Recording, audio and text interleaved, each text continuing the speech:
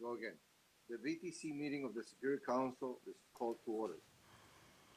The provisional agenda for this meeting Rendititës si përkohshëm për këtë takim është rezoluta e Këshillit të Sigurimit 1160, 1998, 1199, 1239 e vitit 99, 1244 e 1999. Agenda miratohet. Në pajtim me rregullin 37 të rregullues së përkohshme të punës të Këshillit, e ftoj përfaqësuesin e Serbisë që të marrë pjesë në këtë takim. U vendos kështu. Në emër të Këshillit, mirëpres shkëlqësinë e tij, zëvendës kryeministri dhe ministri i punëve të jashtme të Republikës së Serbisë, zoti Dačić, në pajtim me rregullin 39 të rregullues së përkohshme të punës të Këshillit, e ftoj zotin Zahir Tanin, përfaqësues special i sekretarit të përgjithshëm dhe shef i misionit të përkohshëm të OKB-së për administrim në Kosovë që të marrë pjesë në këtë mbledhje, dhe u vendos kështu në pajtim me rregullin 39 të rregullues së përkohshme të punës të Këshillit. Ftoj zotin Glauk Konjufca që të marrë pjesë në këtë takim dhe u vendos kështu. Këshilli i Sigurimit tani fillon shqyrtimin e pikës së dytë të rendit të ditës. Tani jap fjalën zotit Zahir Tanin.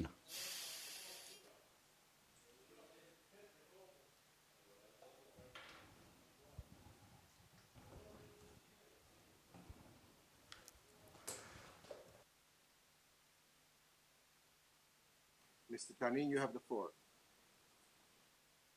Zoti Tanin, keni fjalën. Kërkoj falje, mikrofoni ka qenë ndalur.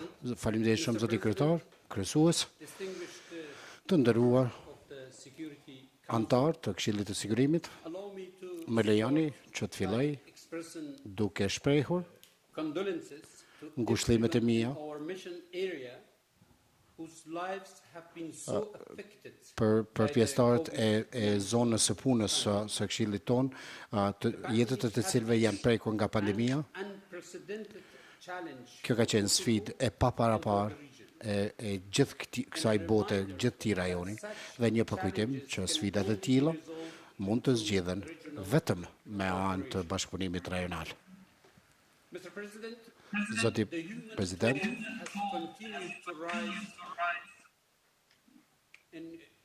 numri i viktimave vazhdon të rritet në Kosovë dhe në të gjithë rajonin.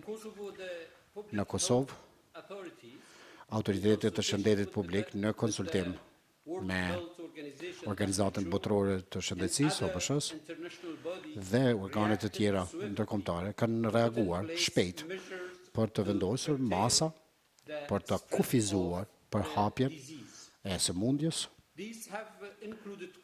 Këto masa përfshin edhe mbylljen e kufive, kufizimin e lëvizjes, mbylljen e shkollave dhe bizneseve të shumta private dhe izolimin e komunave të prekura më shumë. Kosova, me popullatën e vetë më të vogël dhe me resurset të kufizuara, mbetet posaçërisht e cënueshme nga kërcënimi i një përhapje edhe më të madhe, duke përfshirë këtu edhe rritjen e madhe të numrit të personave në gjendje kritike, edhe duke parasysh resurset e kufizuara në adresim të barrës ekonomike dhe sociale dhe pasaj ekonomisë së brisht të Kosovës. Këto tashmë kanë filluar të ndjehen. Këtë muaj, Fondi Monetar Ndërkombëtar ka miratuar diku rreth $56.5 milion në ndihmë për Kosovën, në asistencë për Kosovën, për sektorin shëndetësor, por edhe sektorët e tjerë që janë prekur më shumë nga kriza. Ndërsa në anën tjetër, Bashkimi Evropian tashmë ka përkushtuar ose ka ndarë diku rreth 100 milion euro në hua të buta për të ndihmuar në stabilizimin e ekonomisë dhe në balancin e pagesave. Tani, edhe disa shtete të tjera kanë filluar të rrisin mbështetjen e tyre, përkrahjen e tyre të drejtë për drejtë. Sigurisht që do të ketë më shumë nevoja, normalisht edhe me monitorim të transparencës dhe llogaridhënies për të siguruar që kjo asistencë, kjo ndihmë të arrijë tek njerëzit që kanë më së shumti nevojë për ta. Zoti kryesues, bashkëpunimi ndërkombëtar është përforcuar në terren. UNMIK-u dhe ekipi i Kosovës nga OKB-ja po bashkëpunojnë fuqimisht me autoritetet lokale të shëndetësisë publike dhe me të gjitha partnerët ndërkombëtar. Siç mund të pritet, UNMIK-u po adaptohet në punën e tij dhe ne qëndrojmë në krah të popullit të Kosovës në luftimin e pandemisë COVID-19. Misioni ka rishikuar punën e vet programore për vitin 2020, përveç rregullimeve të tjera ose korrigjimeve të tjera, i ka ofruar mbështetje të drejtë për drejtë komunave dhe komuniteteve që janë më të cenueshmet. Platformat tona në internet dhe ekipi i komunikimeve ka bashkëpunuar me mediat dhe partnerët lokal për të prodhuar e për të shpërndarë informata shëndetësore në partneritet me ekipin e Kosovës nga OKB-ja. Kam qenë personalisht në kontakt me liderët e rajonit, duke përfshirë kryeministrin Rama nga Shqipëria, si dhe presidentin Vučić nga Serbia, për të kërkuar ndihmën e tyre në promovim të një reagimi të unifikuar e të koordinuar. UNMIK-u dhe UN Women tani më po rrisin mbështetjen e tyre për strehimorët dhe ekipe tjera programore në kuptimin e dhunës së familje, sepse numrat e raportimeve janë rritur me 36% gjatë marsit. Po monitorojmë ngushtë edhe të drejtat e njeriut, implikimet e tyre në lidhje me pandemin, duke përfshirë këtu edhe të drejtën e privatësisë së tyre. Po ashtu, kemi marrë të gjitha masat e nevojshme për të adresuar shëndetin dhe jetën e personelit të UNMIK-ut dhe deri më sot nuk kemi persona të sëmurë në mision apo do kund tjetër në stafin e OKB-s. Zoti kryesues, siç kemi parë nga përvoja çdo kund, suksesi në mposhtjen e COVID-19 varet më së pari nga një qeveri e fokusuar, pastaj mobilizim të njerëzve dhe resurseve, dhe në fund, leadershipi i fortë.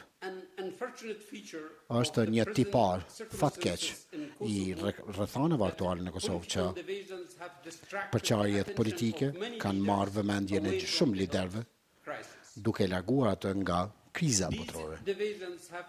Këto përçarje kanë shërbyer për të tkurur besimin e publikut tek leadershipi politik, duke në këndvështrimin e një ankthi publik në përgjithësi, që nga përfundimi i periudhës së raportimit, peisazhi politik në Prishtinë është karakterizuar me polarizim mes partive dhe pretendimeve konkurruese ose paralele për pushtet, dhe kjo ka quar edhe në qarje të koalicionit në pushtet dhe pastaj këtij koalicioni dhe presidentit në kuptimin e çështjeve të ndryshme, në reagim ndaj pandemisë, pastaj në heqjen e tarifës ndaj mallrave serbe e deri tek dialogu me Beogradin.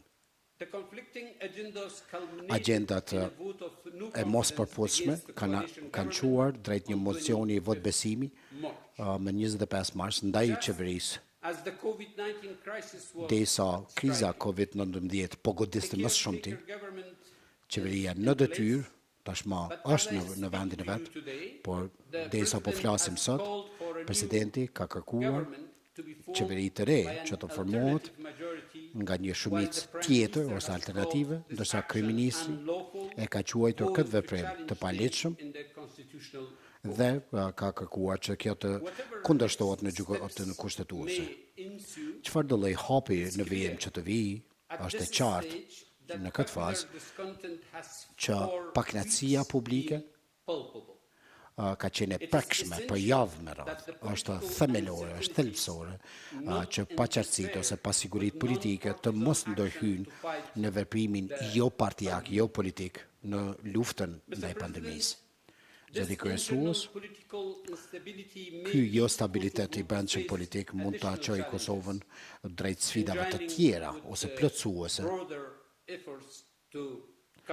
përveç përpjekjeve të përgjithshme për të marrë me këtë krizë. Megjithatë, po ashtu dua të theksoj shembuj të shumtë të bashkëpunimit tej-kufitar e tej-komunitar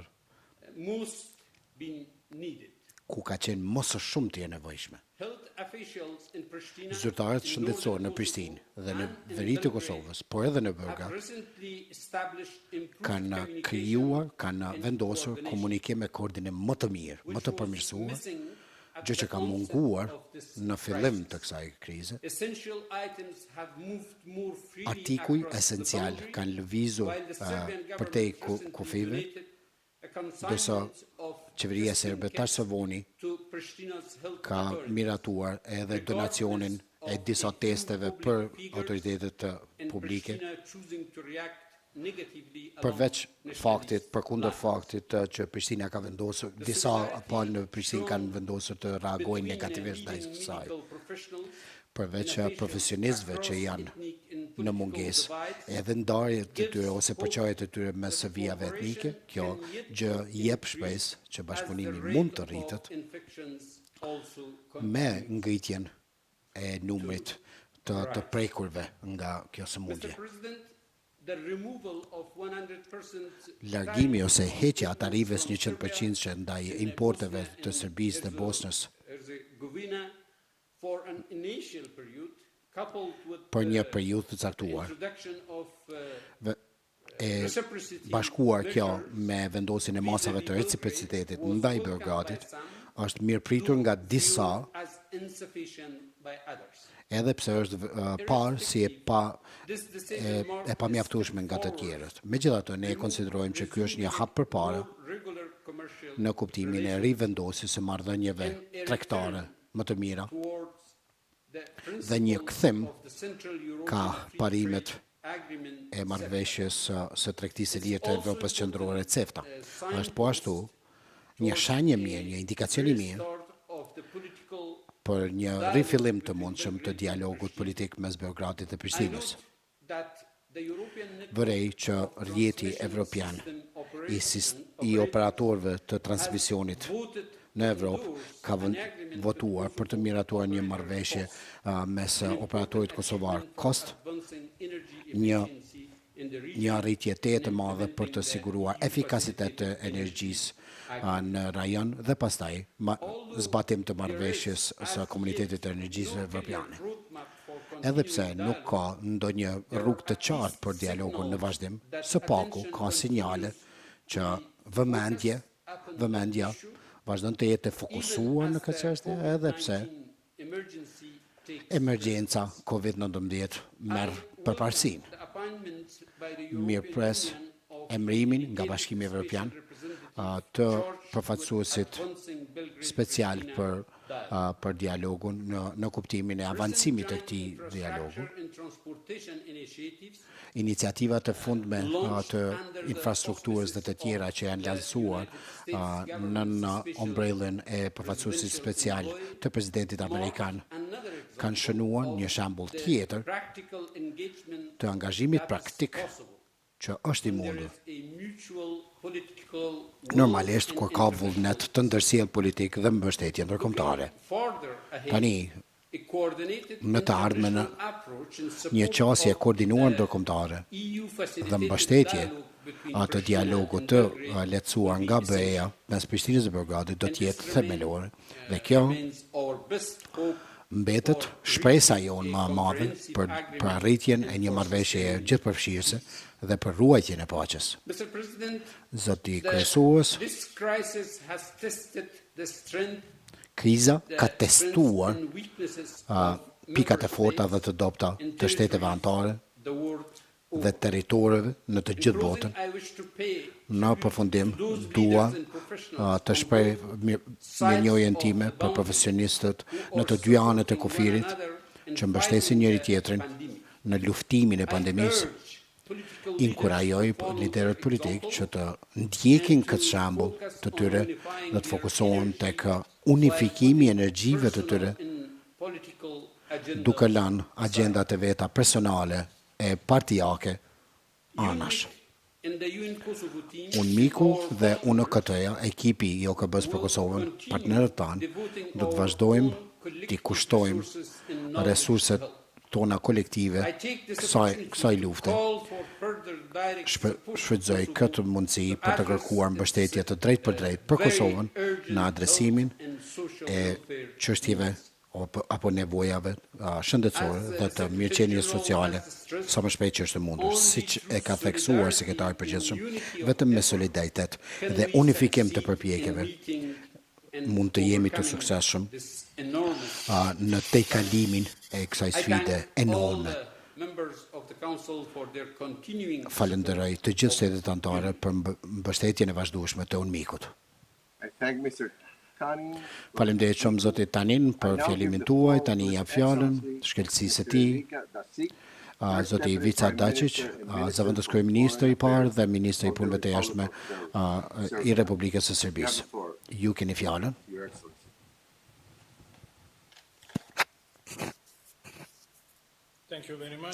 Faleminderit shumë, zoti kryesues, të nderuar anëtarë të Këshillit të Sigurimit. Fatkeqësisht, po ju adresohem në këtë kohë kur gjithë bota po përballet me sfidën e stërmadhe të pandemisë COVID-19 dhe dua të shpresën time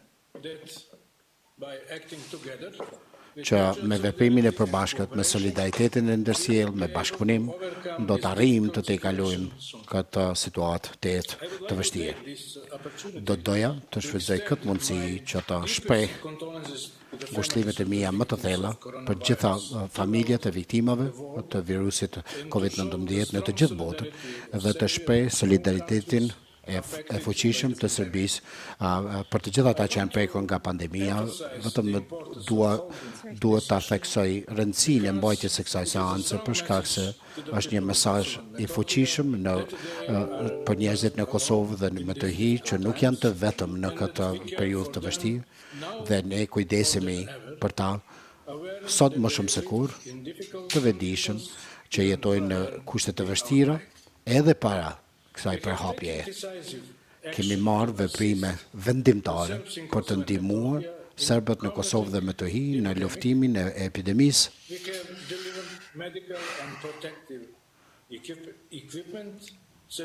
Kemi ofruar pajisje kompetente, kemi dërguar dhe mjekë infermierë që nga vetë fillimi kemi vazhduar të shprehim gatishmërinë tonë që të bashkëpunojmë me shqiptarët dhe të punojmë bashkë me përfaqësuesit e institucioneve të përkohshme në Prishtinë në luftën ndaj epidemisë. Ka serbë dhe shqiptarë që janë të infektuar në Kosovë dhe me të hi, të cilët janë duke u trajtuar në Serbinë qendrore.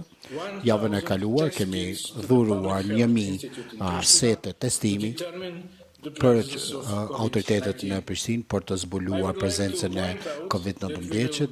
Doja të theksoj që ne do të vazhdojmë të ofrojmë në çdo kohë asistencën tonë, solidaritetin tonë në këtë periudhë të vështirë dhe kjo është lufta më e rëndësishme aktualisht, pra lufta ndaj koronavirusit, lufta për jetët e njerëzve.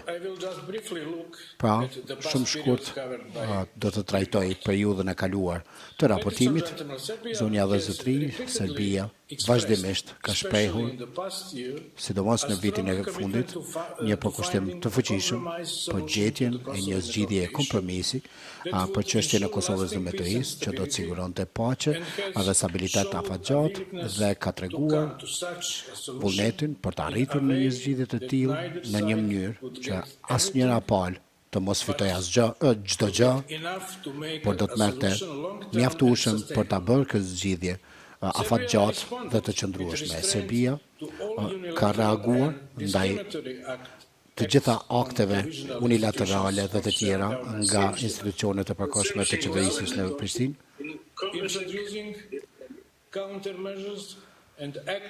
Edhe masat e kundërta, edhe për kundër masave të kundërta kemi vazhduar të jemi partner stabil në kuptimin e shfrytëzimit të mundësive dhe sigurimin e mundësive për një dialog të vazhdueshëm.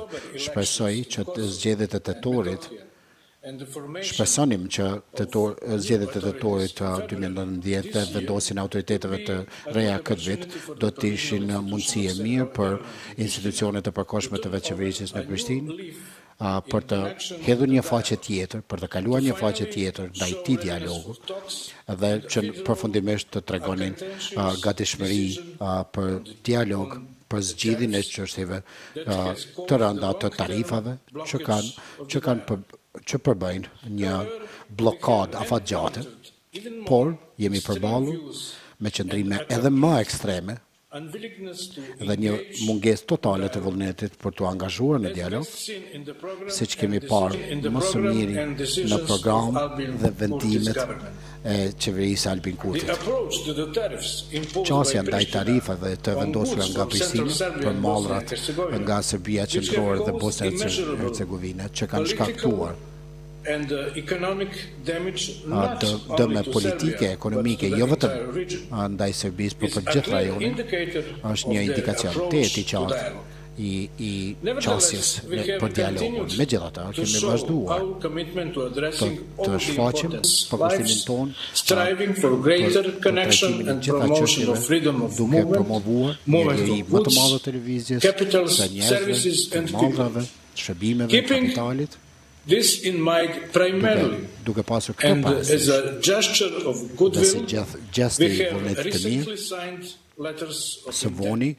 Kemi nënshkruar letrat e synimit e rivendosjes së linjave të trafikut ajror mes Beogradit dhe Prishtinës dhe pastaj kemi shprehur synimin ton, qëllimin ton për ndërtimin e korrudhës mes dy qyteteve. Me këtë rast do doja të falenderoj të dërguarin e posaçëm të presidentit të SBA-s, zotin Gernel, për gjithë iniciativën dhe gjitha përpjekjet që ai ka bërë për arritjen e këtyre marrëveshjeve. Mbështetja dhe ndihma për dialogun gjithmonë janë të mirëpritura. Këtu shpresohet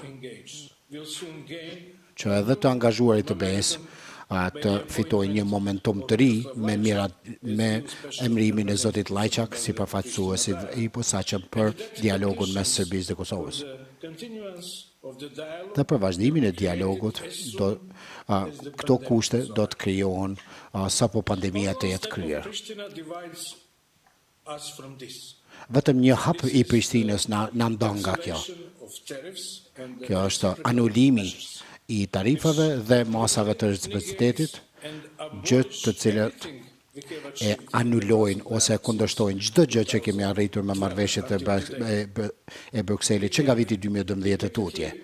Vazhdimisht kemi dëgjuar thirrje të shumta nga të gjitha palët për heqjen e tarifave të parësyeshme, duke përfshirë këtu dhe në seancat e Këshillit të Sigurimit, por Prishtina ka refuzuar vazhdimisht ta bëjë këtë. Për këtë arsye do të doja t'ju përkujtoj edhe një herë që rezoluta 1244 e Këshillit të Sigurimit mbetet i vetmi dokument i vlefshëm i OKB-s që duhet respektohet dhe që formimi i asociacionit të komunave me shumicë serbe në Kosovë duhet të themelohet në pajtim me këtë marrëveshje.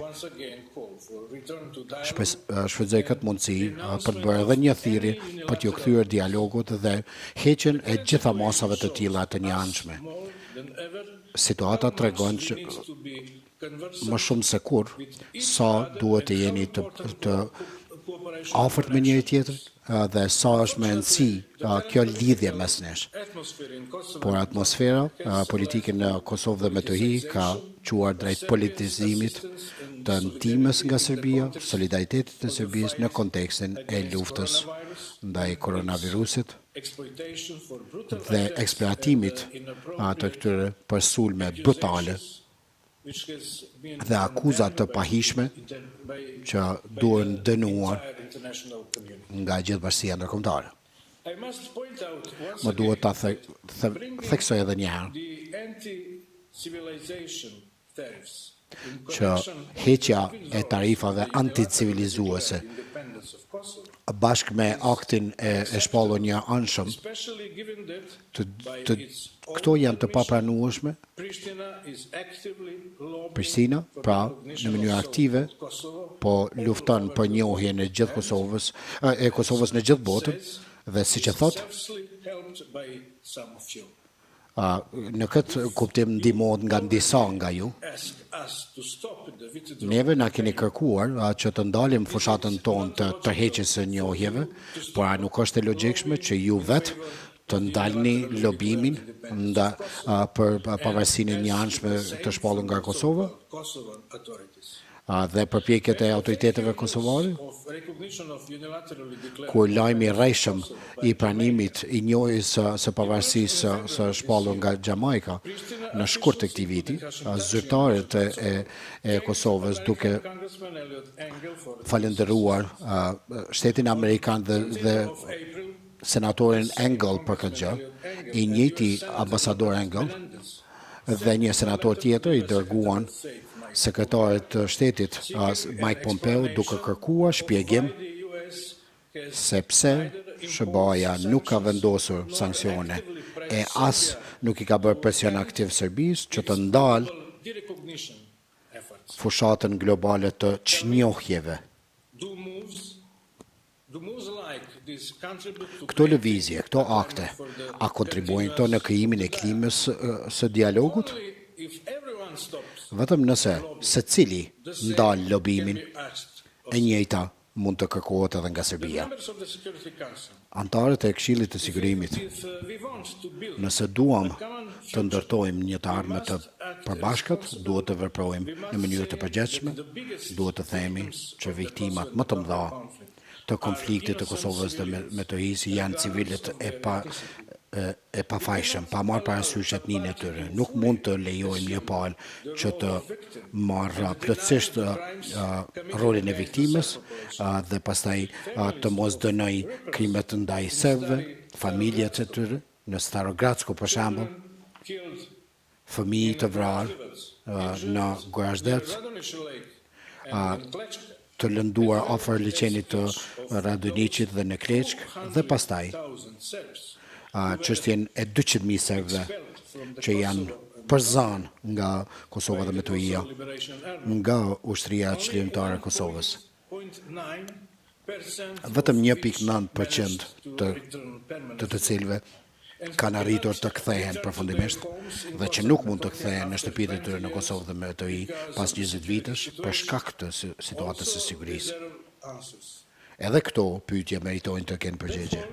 Kështu që shpresoj që roli i gjykatës speciale për krimet e kryer në Kosovë dhe Metohi do të kontribuojë në arritjen një ndajën e drejtësisë për të gjitha viktimet.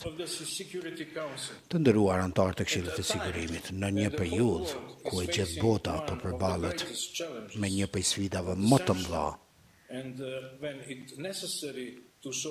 historike dhe kur është e domosdoshme që të shprehim pjekuri, autoritetet e Prishtinës kanë treguar që për ta siguria dhe jetët e njerëzve nuk janë të parat.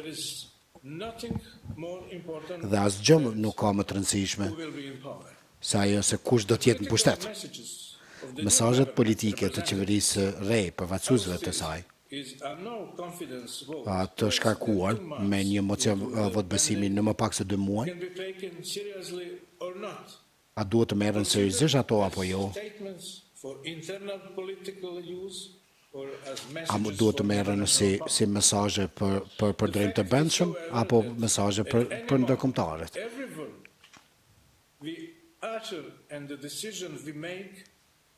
Çdo veprim, çdo vendim që marrim mund të ketë masa të pamatshme për secilin qytetar.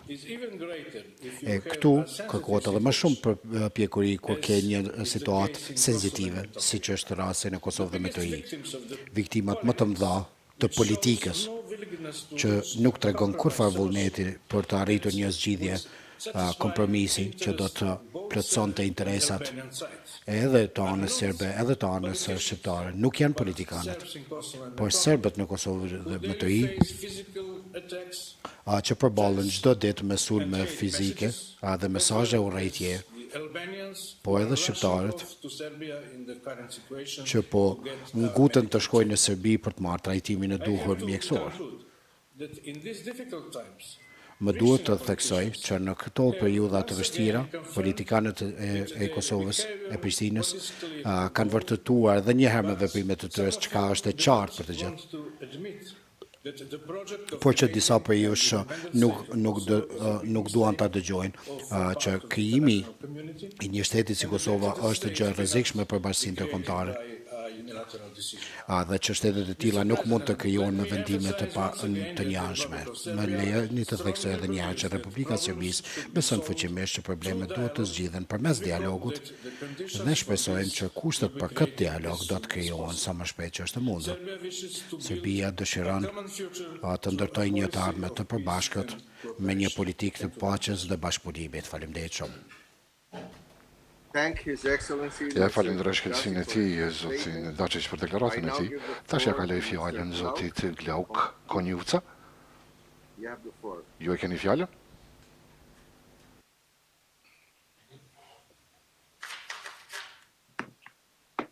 Your Excellency, Shkelësia juaj.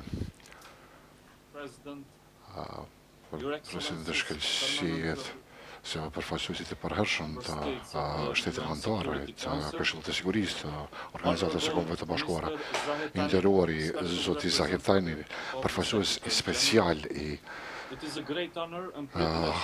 sekretarit të përgjithshëm, është kënaqësi dhe privilegj për mua që t'ju drejtohem juve në Këshillin e Sigurisë në këtë forumin e OKB-së, siç tha, si ministri i punëve të jashtme të Republikës së Kosovës. E shfrytëzoj këtë mundësi që t'i shpreh ngushëllimet e mia më të sinqerta në emër të Republikës së Kosovës dhe qytetarëve të saj për familjet të cilat kanë humbur të dashurit e tyre ndaj pandemisë COVID-19 ku do të qofshin në botë, sidomos në shtetet e juaja të respektive.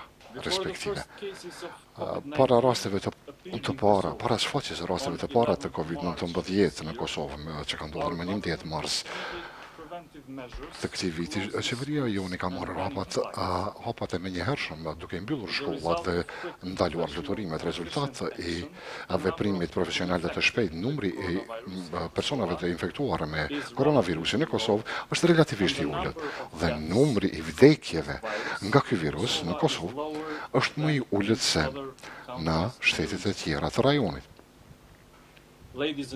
Zonja dhe zotrinj, me 6 tetor të 2019-s, zgjedhjet parlamentare janë mbajtur në Republikën e Kosovës. Zgjedhjet kanë demonstruar një shkallë të lartë të vëdësimit demokratik nga ana e qytetarëve të Kosovës. Zgjedhjet janë vlerësuar pozitivisht nga monitoruesit ndërkombëtar. Opozita i ka fituar këto zgjedhje dhe për këtë arsye kryeministri Albin Kurti ka pranuar mandatin e qytetarëve për të qeverisur shtetin. Paraqitja në zgjedhje në komuna të cilat kanë shumicë serbe ka qenë më e lartë se sa ato shqipe. Përfaqësuesve serbë kanë fituar 6 vende me vota, po janë alokuar apo dhënë edhe 4 vendet ulëse të tjera të garantuara me kushtetutë. E njëjta ka ndodhur edhe me komunitetet të tjera jo madhore në shtetin tim. Edhe pse procesi i numërimit dhe rinumërimit ka kërkuar kohë, bartja, transferimi i fuqive ka ndodhur në kohë. Dhe në këtë kontekst, zgjedhjet e 6 tetorit kanë paraqitur një hap të avancuar demokratik në Kosovë. Shkelësitë e juaja. Rezoluta e OKB-së 2044 është adoptuar në një kontekst tjetër kohor, në dimension qëllimi i tij ka qenë që të zgjidhet një katastrofë humanitare të ndalet luftimi dhe të rikthehen refugjatët në shtëpitë e tyre dhe të ndalet pastrimi etnik që ka ndodhur në Kosovë pas kryerjes projektit të pastrimit etnik nga Serbia. Tani, situata ka ndryshuar, mund të themi në nivel mjaft të madh. Në raportet të sekretarit të përgjithshëm, mund të shohim se gjatë 6 muajve të fundit nuk ka pasur incidente interetnike në Kosovë. Për këtë arsye, ka ardhur koha për mikun që ta përfundoj, ta kryej misionin e tij. Si ministri i jashtme, kam marrë pjesë në një numër të madh të takimeve rajonale me shtetet e Ballkanit Perëndimor. Përfaqësuesit të serbë gjithashtu kanë qenë prezent në këto takime. Përshtypja që e kanë përfituar gjatë këtyre takimeve është se Serbia dështon ta kuptojë një fakt të thjeshtë.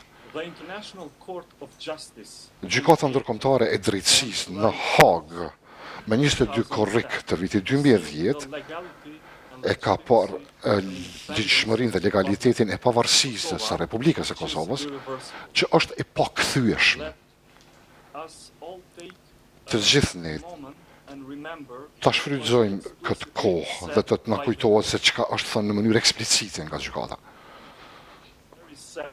Aty thuhet, gjykata e ka mendimin që deklarata e pavarësisë e Kosovës e miratuar me 17 shkurt 2008-s nuk e ka shkelur të drejtën ndërkombëtare, ligjet ndërkombëtare, dhe sa më shpejt Serbia ta kuptoj këtë, aq më shumë benefite do të ketë si për Serbinë, si për ne, ashtu edhe për rajonin tonë. E di se disa prej shteteve të përfaqësuara sot në Këshillin e Sigurisë të OKB-së nuk e kanë njohur Kosovën si shtet të pavarur dhe sovran. Shumica e shteteve në të vërtetë të OKB-së e kanë njohur Republikën e Kosovës. Ju ftoj që të njihni Republikën e Kosovës përmes këtij veprimi, jo vetëm sot ta respektoni gatishmërinë legjitime të shumicës të Kosovës, por gjithashtu do të respektoni vendimin e gjykatës ndërkombëtare të drejtësisë dhe ta mbështetni paqen, sigurinë dhe bashkëpunimin në rajon. Nuk ka qenë Kosova ajo që e ka ngritur çështjen e pavarësisë tonë në gjykatën ndërkombëtare të drejtësisë. Në të vërtetë Serbia e ka bërë këtë. Kështu që ata e kanë dorëzuar, ata kanë ngritur këtë çështje, ata kanë kërkuar nga kjo gjykatë respektuara dhe ndershme, e kanë pyetur për pavarësinë e Kosovës. Ata e kanë shtruar pyetjen. Çështjen e kanë ngritur ata dhe është qëndrim hipokrit që të kërkohet nga gjykata dhe të mos respektohet përgjegjja e cila u është dhënë. Zonja dhe zotrinj, raporti i sekretarit të përgjithshëm e përmend kryqin e Kushtit ndërkombëtar, i cili thotë që ka 1641 persona të zhdukur që nga fundi i luftës në Kosovë në 1999. Përfshirë këto profesorin torë prominent të Universitetit të Prishtinës, zotin Ukshin Hoti. Profesori Hoti së fundmi është parë më 16 maj 1999 në burgun e Dubravës. Është arrestuar nga regjimi serbe për arsye po shkaqe politike. A ditë ka qenë paraparte lirohet, po i kishte kaluar 5 vite në atë burg si i burgosur politik. Rojet e kanë nxjerr nga qelia e tij dhe kur më nuk është parë. Ku është Ukshin Hoti? Ai ka qenë në duart e institucioneve serbe. Si profesori Hoti ka edhe 1641 persona të tjerë. Shteti dhe shoqëria e Kosovës duhet të dinë se ku është Ukshin Hoti, ku janë gjitha personat të zhdukur. Edhe një tragjedi tjetër, e cila ndikon në jetën e qytetarëve të Kosovës është edhe dhuna seksuale. Kjo është një çështje shumë e ndjeshme. Dhe nuk është e befasueshme që shumë prej këtyre grave dhe burrave nuk dëshirojnë të regjistrohen, as të identifikohen për shkak të frikës që përjetimit të atij të merri edhe një herë. Përkundër kësaj, ka gra të guximshme që kanë vendosur që të ballafaqohen me frikat e tyre dhe janë paraqitur. Kemi zonjën Marta Tunaj, e cila ka qenë gruaja e parë në 2013, e cila haptas ka deklaruar për dhunën seksuale, dhe cilën e kishte përjetuar, dhe e cila ka vdekur në vitin 2016. Kemi zonjën Vasvije Krasniqi Gudman, e cila e ka vazhduar misionin e shenjtë të Marta Tunaj, vazhdimisht duke dhe përmendur këtë çështje që ka sjell dhimbje për tërë popullatën. Dhe së fundmi kemi edhe zonjën Shykret Zahiri Sulejmani, e cila gjithashtu ka paraqitur fuqi të pa paralele, ku ka vendosur të shprehet publikisht për përvojat e saj. Sot e falenderoj guximin e këtyre grave, të cilat kanë frymëzuar dhe i kanë inkurajuar si gratë ashtu dhe burrat të paraqiten për kësi raste. Për më tepër, kryesit të këtyre veprave kanë qenë ushtarët dhe oficerët policor të Serbisë. Kemi kërkuar Serbia që të identifikojë ushtarët dhe policët që i kanë dhunuar gratë dhe burrat shqiptare. Drejtësia duhet të dalë në dritë. Një prej veprimeve të fundit të Serbisë është arrestimi i qytetarit ton, zotit Nezir Mehmetaj, është arrestuar nga autoritetet serbe në kufirin në mes të Serbisë dhe Republikës së Kosovës me 3 janar. Zoti Mehmetaj, familja e të njëjtit ka deklaruar se ai dhe familja e tij e afërt kanë jetuar në Zvicër për dikun 30 vite. Për shkak se zoti Mehmetaj vuan nga diabeti, shëndeti i tij në mënyrë mjaft domethënë se është ndikuar gjatë mbajtjes. Apeloj me të gjithë ju shkelësi si anëtar të Këshillit të Sigurisë të OKB-së që të intervenoni dhe të kërkoni lirimin e zotit Mehmetaj nga burgjet e Serbisë. Zonja dhe zotërinj, marrëdhëniet e shtetit tonë me Serbinë kanë mbetur, vazhdojnë të jenë të vështira. Qeveria e Republikës së Kosovës është e bindur që marrëdhëniet tona me Serbinë mund të përmirësohen vetëm përmes dialogut të sinqert dhe të barabartë. Për të krijuar një mjedis të tillë, me 1 prill qeveria jonë ka vendosur që ta tërheq tarifën 100% për madhrat nga Serbia dhe Bosnia dhe Hercegovina, që ishte vendosur nga qeveria e mëhershme. Në të njëjtën kohë, kemi pasur disa hapa gradual të reciprocitetit për të adresuar shumë barjera jo tarifore të cilat Serbia i ka imponuar për madhrat tona. Është besimi jonë më i madh që në mënyrë që të kemi marrëdhënie normale dhe që kontribuojmë në stabilitetin e rajonit, Serbia duhet t'i ulë barjera tregtare jo tarifore dhe të ndërprej fushatën e çnjohjes dhe të njëjtën kohë të mos vazhdoj me financimin e strukturave paralele në Kosovë. Vetë zoti Dačić ka pasur një fushat ku ka shkuar tek shtetet tek cilat vërse ka njohur pavarësinë e Kosovës dhe i ka mashtruar këto shtete në lidhje me karakterin dhe statusin e dialogut. Dialogu ynë me Serbinë nuk është dialog për statusin dhe shtetshmërinë e Kosovës, vetëm ta qartësoj këtë. Quhet nga autoritetet evropiane dhe gjithashtu nga Shtetet e Bashkuara si dialog për përmirësimin e marrëdhënieve në mes të 2 shteteve. Mirë po zoti Dačić po shkon tek disa shtete që janë anëtare të OKB-së duke i mashtruar ata. Pothuajse jemi duke folur për dialogun për diskutime për statuse, që nuk është rasti. Kemi kërkuar nga zoti Dačić dhe Serbia që më një herë ta ndërprejnë këtë fushat. Së fundmi, zoti Kurti ka dërguar letër kryetarit të Shteteve Bashkuara të Amerikës, zotit Donald Trump, në lidhje me dialogun me Serbinë. me 23 mars kryeministri Albin Kurti ka pasur një telefonat me kancelaren e Gjermanisë Angela Merkel dhe gjithashtu ka pasur një telefonat edhe me presidentin francez Emmanuel Macron. Në gjitha këto komunikime, kryeministri Kurti e ka bërë të qartë pozitën e Kosovës, ku thirr për një dialog i barazuar, i ndërtuar në barazim, i dialog i cili nuk ndikon në integritetin territorial të shtetit tonë dhe një i cili synon të përmirësojë marrëdhëniet në mes të Kosovës dhe Serbisë, që duhet të rezultojë në njohje të dyanshme. Për shkaqe të kulturës, gjeografisë dhe historisë, Kosova është e vendosur për brenda familjes dhe demokratike të Evropës dhe për këtë arsye jemi të zotuar që ta ndjekim drejtimin e anëtarësimit të plotë në Bashkinë Evropiane sa më shpejt që është e mundshme dhe të zbatojmë format e kërkuara. Ngjajshëm jemi tërësisht të zotuar që të bashkohemi edhe NATO-s dhe do të ndërmarrim të gjithë hapat e domosdoshëm për të arritur, për të përmbushur këto synime. Në fushën e sigurisë, Kosova ka deklaruar zotimin e saj për stabilitet dhe paqe në rajon të Evropës juglindore. Pavarësia e Kosovës është faktor i paqes dhe stabilitetit në rajon. Jemi pjesë e koalicionit ndërkombëtar kundër terrorizmit dhe fundamentalizmit.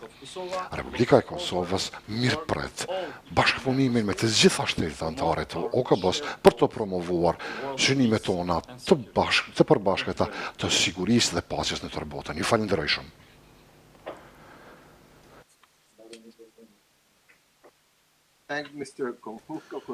Faleminderit shumë zoti Konjufca për deklaratën tuaj. Tani jap fjalën anëtarëve të Këshillit të Sigurimit që duan të bëjnë deklarata.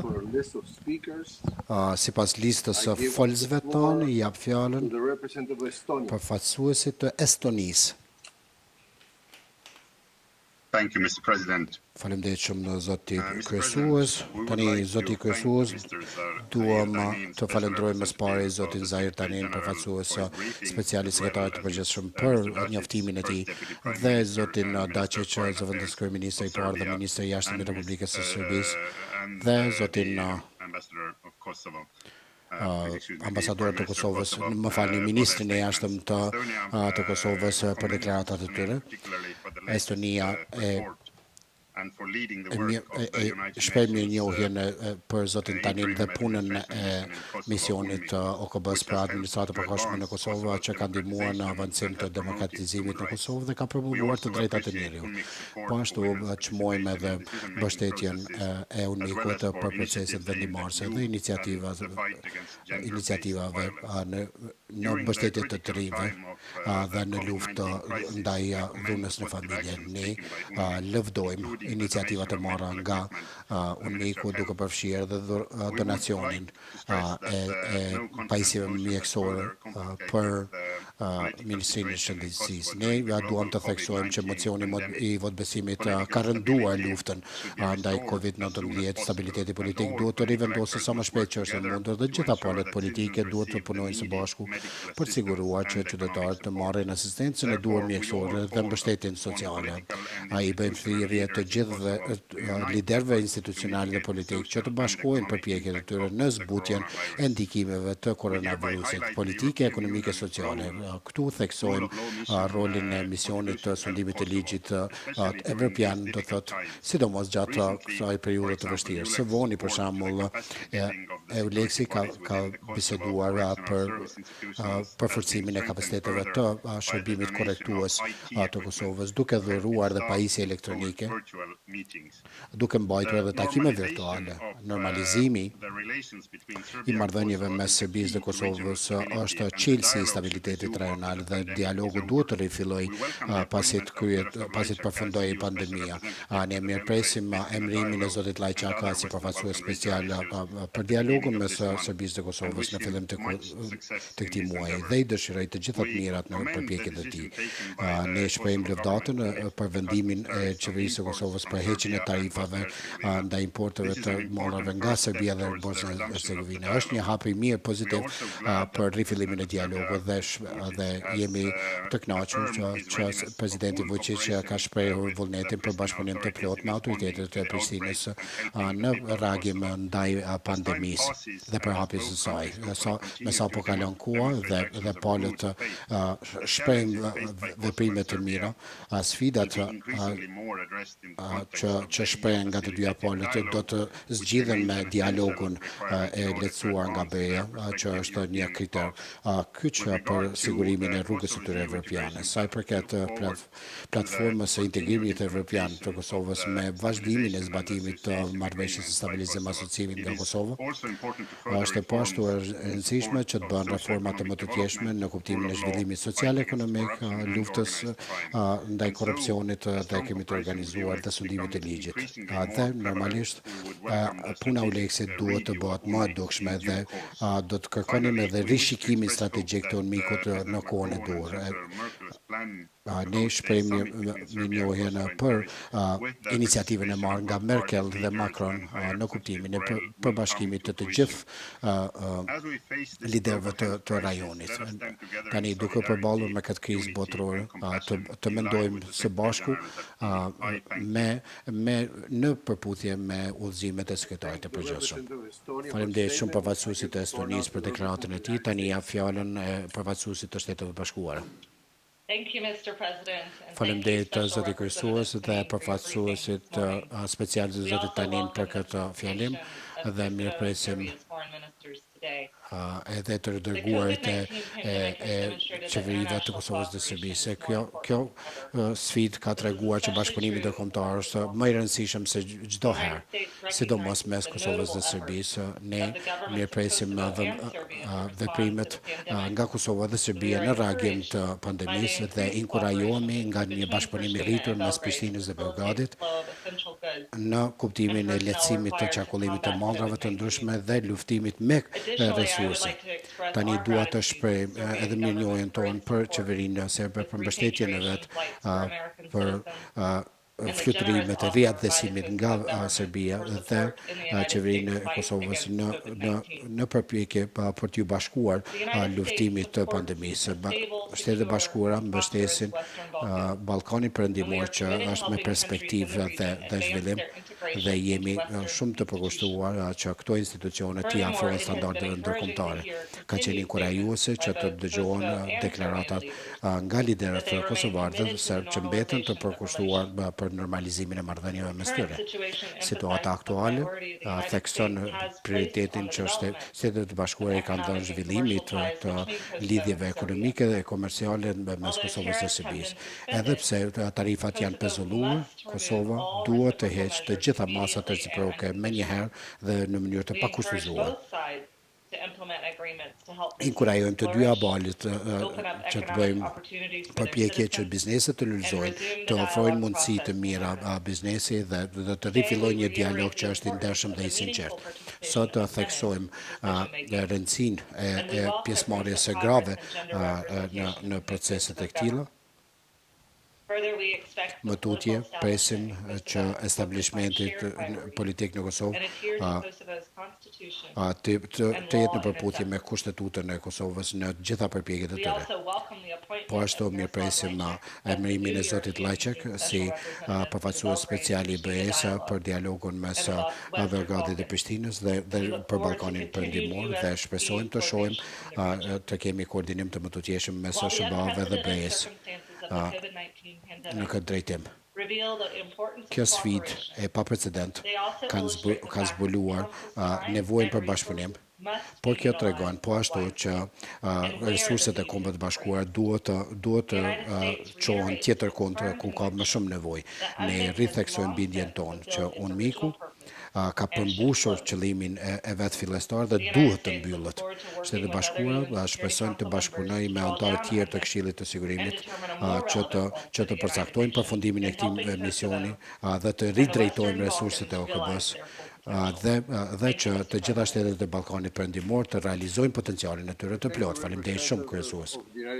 Faleminderit shumë përfaqësuesit së SBA-ve për deklaratën e saj. Tani i jap fjalën përfaqësuesit të Belgjikës. Faleminderit shumë zoti kryesues. Falenderoj përfaqësuesin special zotin Talin për njoftimet e tij, deklarimin e tij dhe përshëndes pjesëmarrjen e ministrave të jashtëm të Serbisë dhe të Kosovës. Zoti kryesues, më së pari t'i kthehem ngjarjeve të fundit politike në Kosovë në interes të popullit të saj, ne i bëjmë thirrje liderëve politikë që të unifikohen dhe të bashkëpunojnë mes vete. Stabiliteti politik është çelësi për ta mbajtur vendin në rrugën e reformimit dhe në ndjekje në përmbushje të aspiratave të vetave evropiane. Ne posaçërisht nënvizojmë progresin që kërkohet në kuptimin e sundimit të ligjit. Emergjenca që është kërkuar nga COVID-19 do duhet ta kishte frymëzuar politikanët atje që të linin çështjet politike anash dhe t'i ofronin popullit të Kosovës ndihmën dhe mbrojtjen e nevojshme në këto rrethana të posaçme.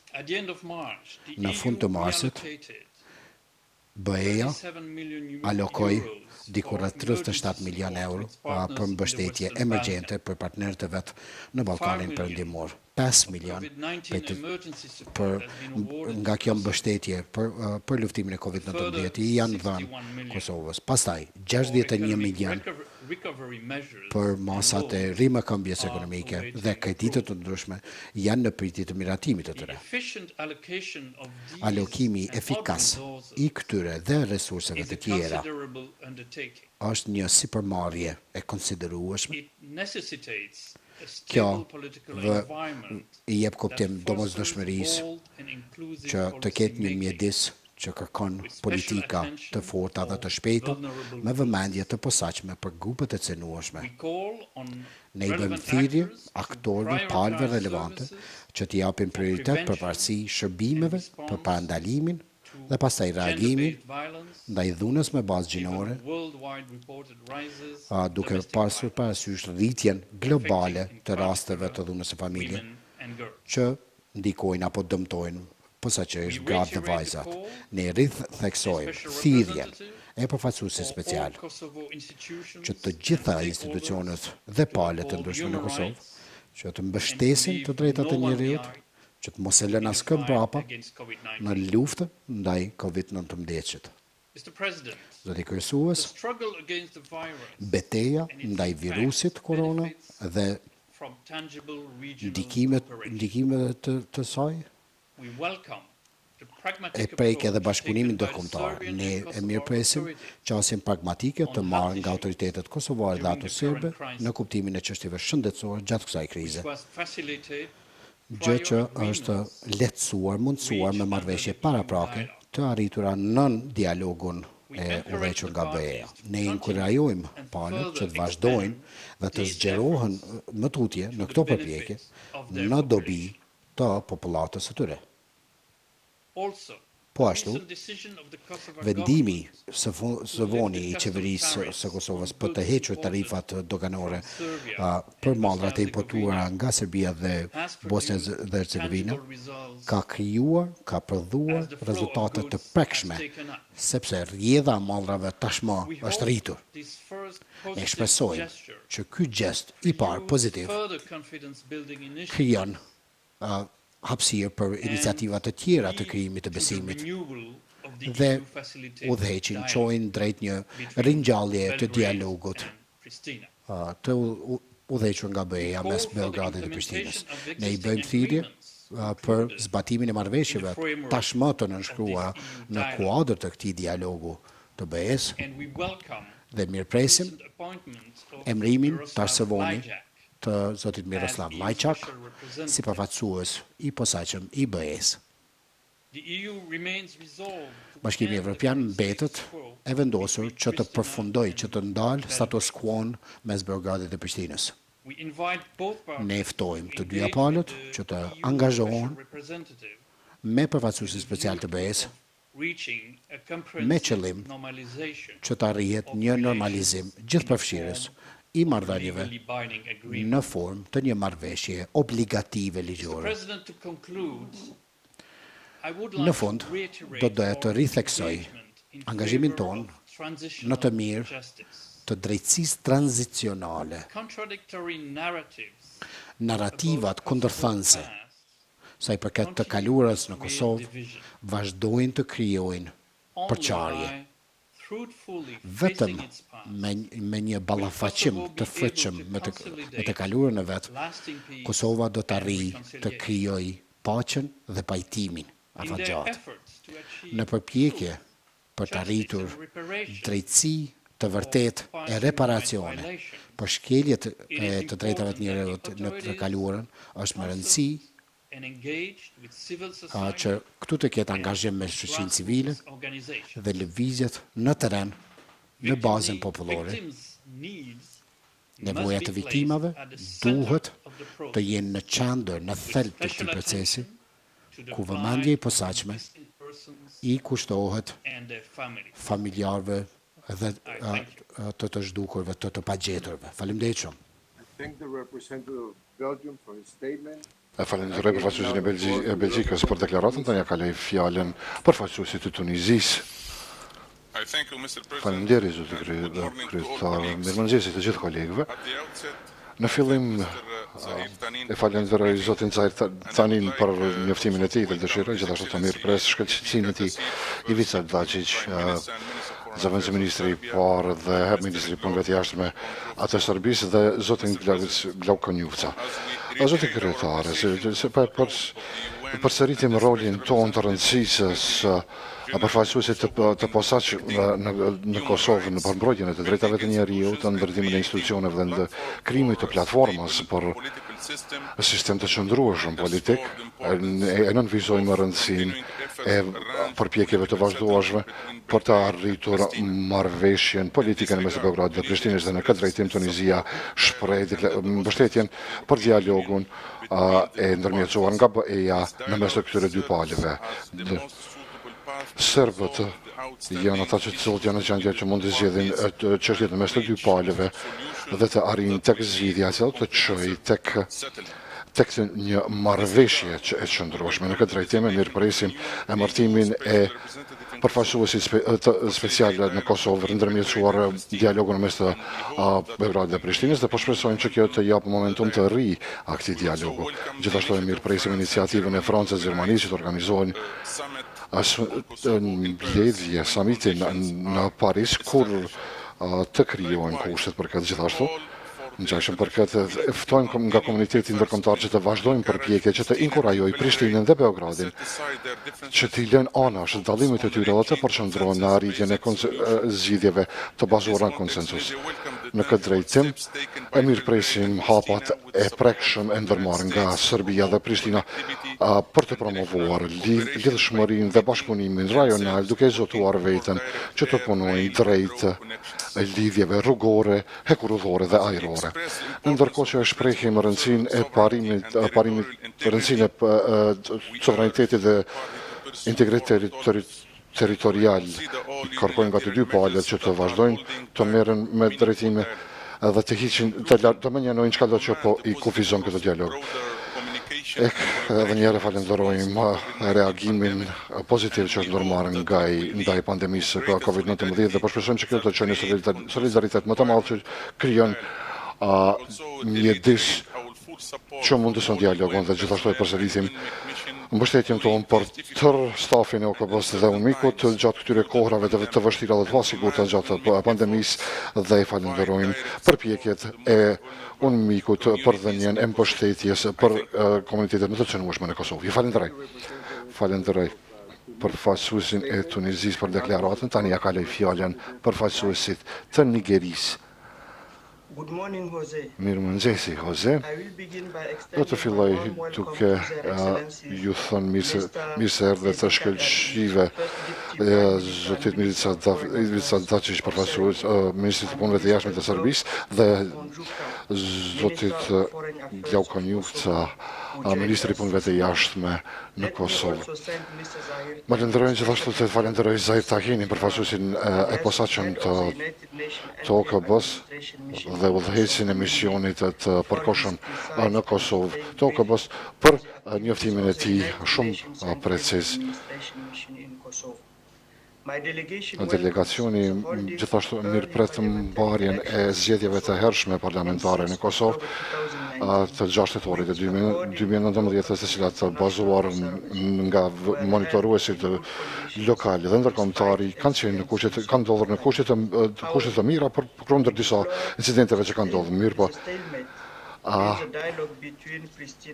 bllokimin e dialogut në mes të Beogradit dhe Prishtinës e ndëshkojmë përkundër përfshirjes së përfaqësuesve ndërkombëtar, për vazhdimi i dialogut me koncesione të dyonshme dhe përmes menjarimit të gjitha bllokadave do të ndihmonte në normalizimin e marrëdhënieve në mes të dy palëve. Situata e sigurisë në Kosovë theksuar nga incidenti i cili i prishjes së varrezave dhe lokacioneve fetare, kryesit e cilëve janë kryer nga ata që janë kthyer nga Siria, kërkojnë vëmendje të veçantë. E mirëpresin punën e IOM-it në bashkëpunim me UNMIK-un dhe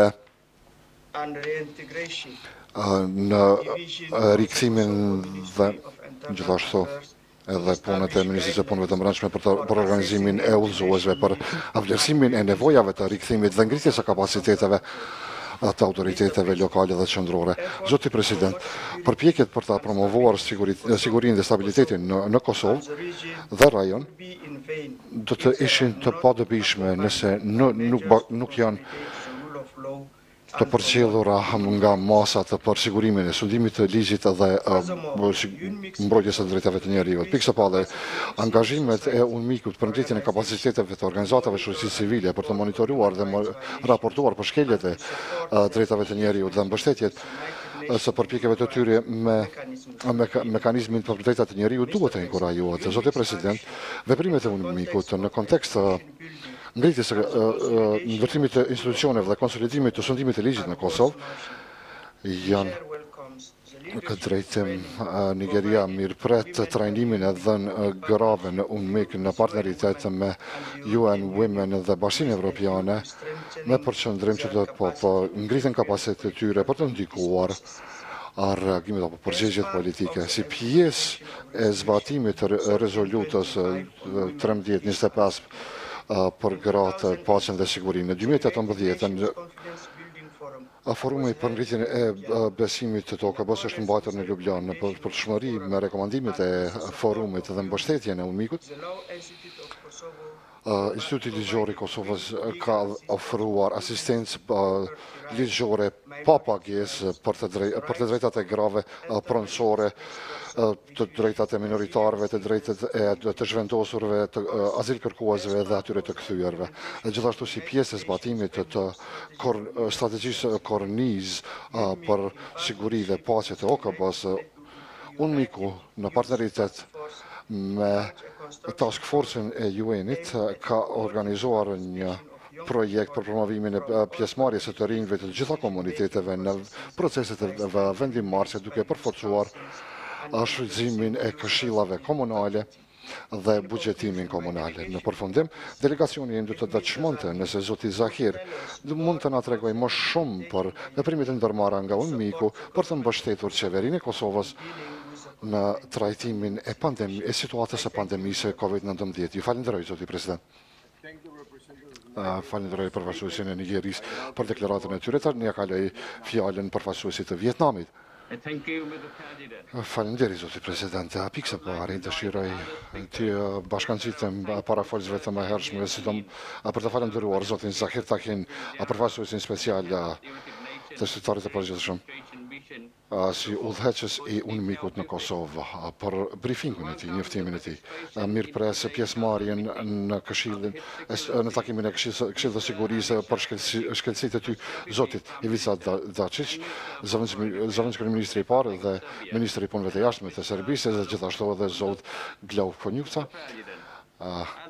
Zotë President, dëshiroj të them që këtë muaj para disa viteve, Serbia dhe Kosova kanë arritur një marrëveshje historike të Brukselit dhe marrëveshjen e parë për normalizimin e marrëdhënieve në mes të Serbisë dhe Kosovës, që nga ajo kohë hap pas hapi, kemi pasur janë nënshkruar marrëveshje në fusha kyçe. Delegacioni gjithashtu inkurajohet kur ka marrë veshje para disa muajve, janë krijuar lidhjet e reja dhe fluturime e reja në mes të Prishtinës dhe Beogradit janë organizuar. Dhe gjithashtu objektivat e tjera që janë ndërmarrë me 2 mars. Përveç kësaj ka edhe një numër të gjërave që janë brengose. Është nënshkruar marrëveshja, mirë po ende nuk janë zbatuar të tilla. Gjithashtu kemi qenë dëshmitar në mes të tjerave sjellje më pak konstruktive të njërës palë ndaj të tjerëve dhe këto nuk ndihmojnë që të menjanohen dhe dallimet që ekzistojnë. Zoti President, kërkojmë si nga Serbia ashtu dhe nga Kosova që të menjanojnë, të heqin gjitha këto pengesa dhe të gjithë palët të përfshihen në dialog me besimit të mirë dhe tërësisht të negociohet dhe të zgjedhin dallimet e tyre dhe që të arrihet deri te një zgjidhje gjithë përfshirëse në pajtueshmëri me ligjet ndërkombëtare dhe në pajtueshmëri me 1244 dhe gjithashtu mbështetja e komunitetit ndërkombëtar aktorëve në përgjithësi dhe individuale për pasja dhe stabilitet jo vetëm në Kosovë, por edhe në pjesën tjetër të Ballkanit dhe Evropë dhe në tërë botën gjithashtu. Zoti President, na vije mirë që kemi kuptuar që unë miku në nëntor 2019 ka qenë misioni I parë që ka pasur në standardet e larta të menaxhimit dhe I çmojnë gjitha aktivitetet që janë ndërmarrë gjatë periudhës raportuese për të ndërmjetësuar bashkëpunimin në mes të Beogradit dhe Prishtinës. Vazhdojmë të mbështetim përpjekjet e mira tonë mikut në Kosovë. Zoti President, pandemia COVID-19 ka ndodhur edhe në Kosovë për më tepër kam shqetësime mjaft serioze sa I përket ndikimit të shkatërues në zhvillimin socio-ekonomik dhe mirëqenjen e popullatës së Kosovës. Në këtë drejtim e mbështesim kërkesën për zbatimin e objektivave kyçe për operacione paçruese gjatë kohës COVID-19 dhe këto të të adresuara nga sekretari I përgjithshëm me të njëjtën kohë me të gjithë personalin e misionit dëshirojmë që ata të vazhdojnë të mbesin të sigurt. Ju faleminderit Zoti President. Faleminderit përfaqësuesi I Vietnamit për deklaratën, tani ja kaloj fjalën përfaqësuesit të Kinës. Thank you, Mr. President. Ju faleminderit Zoti President. E falenderoj PSS-n, Zoti Zakir Tanin për briefingun, njoftimin e tij. Dhe mirëpres Zotin Dačić, Zotin Ministrin e parë dhe Ministrin e Punëve të Jashtme të Serbisë për pjesëmarrjen e tij dhe deklaratën e tij. Gjithashtu kam dëgjuar me kujdes deklaratën e dhënë nga Zoti Konjufca. Rezoluta e Këshillit të Sigurisë 1244 është një bazë rëndësishme ligjore për zgjedhjen e çështjes së Kosovës. Kina gjithmonë ka mbajtur qëndrimin që mënyra më e mirë për të zgjedhur çështjen e Kosovës është që palët e përfshira të arrijnë të një zgjidhje të pranueshme nga të dy palët përmes dialogut dhe konsultimit dhe konsulencës në pajtueshmëri me pjesët e rezolutës. I mirëpresim zhvillimet pozitive që kanë ndodhur së fundmi. Kina e respekton integritetin territorial dhe sovranitetin e Serbisë. E kuptojmë si shqetësim legjitim sa I përket çështjes së Kosovës dhe I falenderojmë për përpjekjet e tyre për të zgjedhur këtë. Po shpresojmë që Kosova do të demonstrojë gatishmërinë e duhur politike në mënyrë efektive dhe të largojë tarifat e vendosura në një anshëm dhe për më tepër që të vazhdojnë dialogun në mes të dy palëve. Ekzistenca harmonike në mes të gjitha palëve etnive në Kosovë është në interes fundamental të gjitha popujve që jetojnë, komuniteteve që jetojnë në Kosovë në këtë periudhë kritike kur bota ballafaqohet me sfidën e jashtëzakonshme të pandemisë së virusit COVID-19. Bashkëpunimi dhe solidariteti është edhe më shumë i rëndësishëm. Kina shpreson që të gjitha palët e përfshira do ta vendosnin së pari interesin e popullatës të ndalen nga çfarëdo veprimi apo retorike e cila mund të komplikoj apo të eskaloj situatën dhe të krijoj kushtet për zgjidhjen e duhur të çështjes së Kosovës. Zoti President, ndaj një pune të tillë është e rëndësishme për Këshillin e Sigurisë që të vazhdoj në drejtimin e çështjes së Kosovës, e lavdojmë PSSP-n dhe UNMIK-un për përpjekjet e tyre aktive për të arritur tek një çështje në zgjidhje e pranueshme për çështjen e Kosovës dhe gjithashtu e çmojmë përpjekjet e UNMIK-ut për të luftuar pandeminë e virusit të COVID-19. Kina fuqishëm e mbështetëm misionin dhe zbatimin e mandatit të saj dhe luajtje së rol të rëndësishëm. Edhe i ftojnë të gjitha palët relevante që të sigurohemi tërësisht për sigurinë e stafit të OKB-së dhe të krijojnë kushtet për zbatimin e mandatit të tyre me parametra të pajtuar. Ju falenderoj, Zoti President. Faleminderit përfaqësuesit e Kinës për deklaratë. Dhe japim fjalën përfaqësuesit Mbretërisë së Bashkuar. Faleminderit shumë zoti kryesues, dua të filloj duke falendëruar zotin Tanin për një dedikim për kushtim kaq të madh për Kosovën, si dhe për raportin e gjithëpërfshirës për situatën në Kosovë. Gjithashtu dua të falenderoj ministrat e jashtëm të Kosovës dhe Serbisë që kanë marrë pjesë në këtë konferencë të sotme. Situata në Kosovë në vitin 2020 është shumë e ndryshme me atë të vitit 99 kur UNMIK-u kishte filluar punën.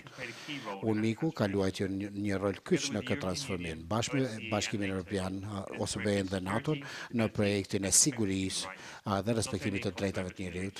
Dhe ka luajtur një rol jo vetëm në Kosovë, por në gjithë rajonin. Por sfidat e mëdha mbesin dhe misioni OKB-s duhet të jetë i përshtatshëm për këtë. Ne duam të sigurojmë që këto nevoja të adresohen sa më mirë që është e mundur. Përballja me COVID-19 duhet të jetë detyra e parë dhe vetme e qeverisë në detyrë në Kosovë, por edhe në Serbi dhe në çdo kond. Dhe kjo krizë kolektive nuk është koha për manovra politike, por për bashkëpunim në vend dhe jashtë tij. Sa i përket mocionit të votbesimit, ne i kërkojmë gjitha palëve që të vazhdojnë të respektojnë kushtetutën dhe vendimet të merren shpejt për të mundësuar qeverisë në detyrë apo një qeveri të re për të trajtuar gjitha këto çështje. Mirëpresim mbështetjen e ofruar nga Serbia dhe të gjitha palët për task force-ën dhe për ofrimin e pajisjeve të ndryshme dhe shpresojmë që kjo të japë frytet e veta. Kemi parë shembuj të ndryshëm të komuniteteve të ndryshme që kanë bashkëpunuar në luftim të COVID-19. Ne duhet të mirëpresim edhe bashkëpunimin mes ministrit të shëndetësisë dhe ministrit të kthimit me komunat të veriore të Kosovës në kuptimin e mbrojtjes së komunitetit serb atje.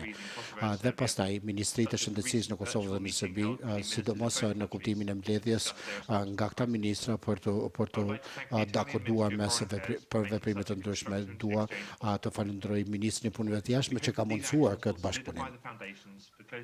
Dhe këto janë themele të mira për bashkëpunim të mëtotjeshëm brenda Kosovës dhe mes Kosovës dhe Serbisë për pandeminë në fjalë.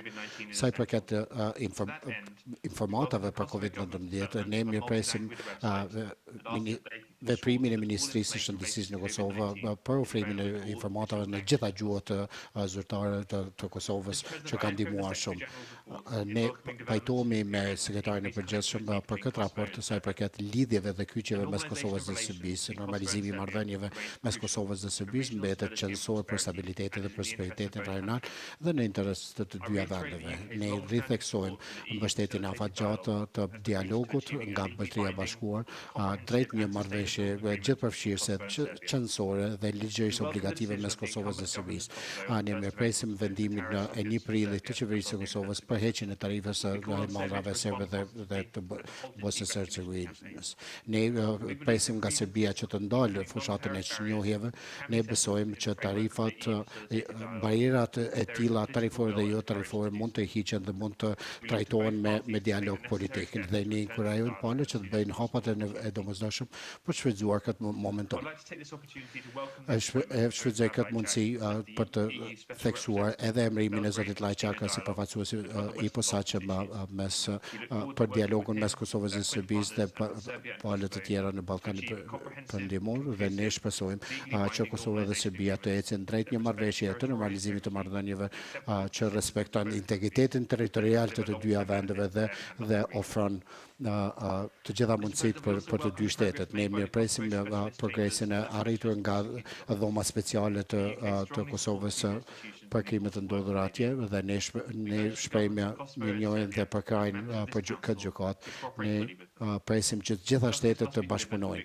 Drejtësia duhet sigurohet për viktimat dhe familjet e tyre. Nuk mund të lejojmë që këto të mbesin në errësirë. Do të ishte shumë dëmtuese për pajtimin nëse kjo dështon. Ne inkurajojmë autoritetet në Kosovë dhe në Serbi që të ecin më tutje në trajtimin e krimeve të tjera të luftës. Gjithashtu mirëpresim përparimin arritur nga qeveria e Kosovës në kuptimin e dhunës të lidhur me konfliktin, me aktakuzën e parë që është dorëzuar si krim i luftës për dhunime atje, dhe shpresojmë që të mbijetuarit e tjerë të ndajnë me neve gjitha storje të tilla të dhunës seksuale si mjet i luftës. Mbretëria e Bashkuar mbetet e përkushtuar që të mbrojë dhe të ofrojë ndihmë për këto viktima. Me fushatën Bozërim ne po mbështesim drejtsinë dhe të dalurit në publik për këto histori. Tetorin e kaluar populli në Kosovë ka votuar për një ndryshim për luftimin e korrupsionit dhe ka shumë punë për të bërë në përforcim të sundimit të ligjit dhe në përforcim të sistemit të drejtësisë. Dhe ne kërkojmë nga qeveria në detyra apo qeveria e re që të adresojë këto prioritete. Dua të ritheksoj falëndrimet tona për përfaqësuesin special dhe ekipin e tij dhe ne shpresojmë që t'i ndihmojmë më në punën e tyre të rëndësishme. Faleminderit shumë përfaqësuesit të Mbretërisë së Bashkuar për deklaratën e tij dhe tani i japim fjalën përfaqësuesit të Federatës Ruse. Faleminderit shumë zoti kryesues. E falenderoj përfaqësuesin special zotin Tanin dhe shefin e misionit të UNMIK-ut në Kosovë për fjalimin e tij. Mirëpresim pjesëmarrjen e zëvendës kryeministrit të parë dhe ministrit të punëve të jashtme të Republikës së Serbisë, zoti Ivica Dačić. Dhe dëgjuam me kujdes se çfarë pati të thotë edhe zoti Konjufca sot dhe me qëra fjalë po shoh edhe prapavijen tek zoti Konjufca dhe nuk e njoh dhe në bazë të ngjyrave mund të jetë flamuri suedez ose ukrainës ose edhe barbadosit. Por pasi që po flasim për Ballkanin Perëndimor, duhet jetë Bosnja-Hercegovina. Do t'ju përkujtoja, zoti të nderuar, zoti Konjufca ka folur me neve sipas nenit 39 të rregullorës së punës dhe do doja t'ju kërkoj që të njoftoni ata që flasin në këtë sipas kësaj rregullore, cila duhet jetë prapavija dhe simbolet e duhura dhe cilat janë ato simbolet të pahishme dhe të papranueshme në këtë mbledhje. Zoti kryesues, situata në Kosovë vazhdon të përkeqësohet dhe nuk ka ndonjë pamje të hishme të arritjeve politike të cilat u prezantuan sot. Dhe asnjë e tillë nuk mund të na bind që po përmirësohet. Ky projekt nuk është i qëndrueshëm dhe këtë kemi thënë vazhdimisht. Sot po dëgjojmë për një krizë në rritje sipër në Kosovë dhe përtej kësaj liderët shqiptarë kosovarë nuk shprehin ndonjë interesim për dialogun mes Beogradit dhe Prishtinës. Përkundër gatishmërisë së Serbisë për të rifilluar negociatat, por pas heqjes së tarifave diskriminuese nga Prishtina, shumë në perëndim, edhe sot, u ngutën të përkranin njoftimin nga Albin Kurti që tarifat po hiqeshin që në një prill. Fakti është që janë pezulluar përkohësisht në fakt, me edhe më shumë kërkesa të papranueshme për Beogradin. Zoti kryesues, ne i shohim njoftimet nga SBA-ja dhe BE-ja për të krijuar kushtet për dialog.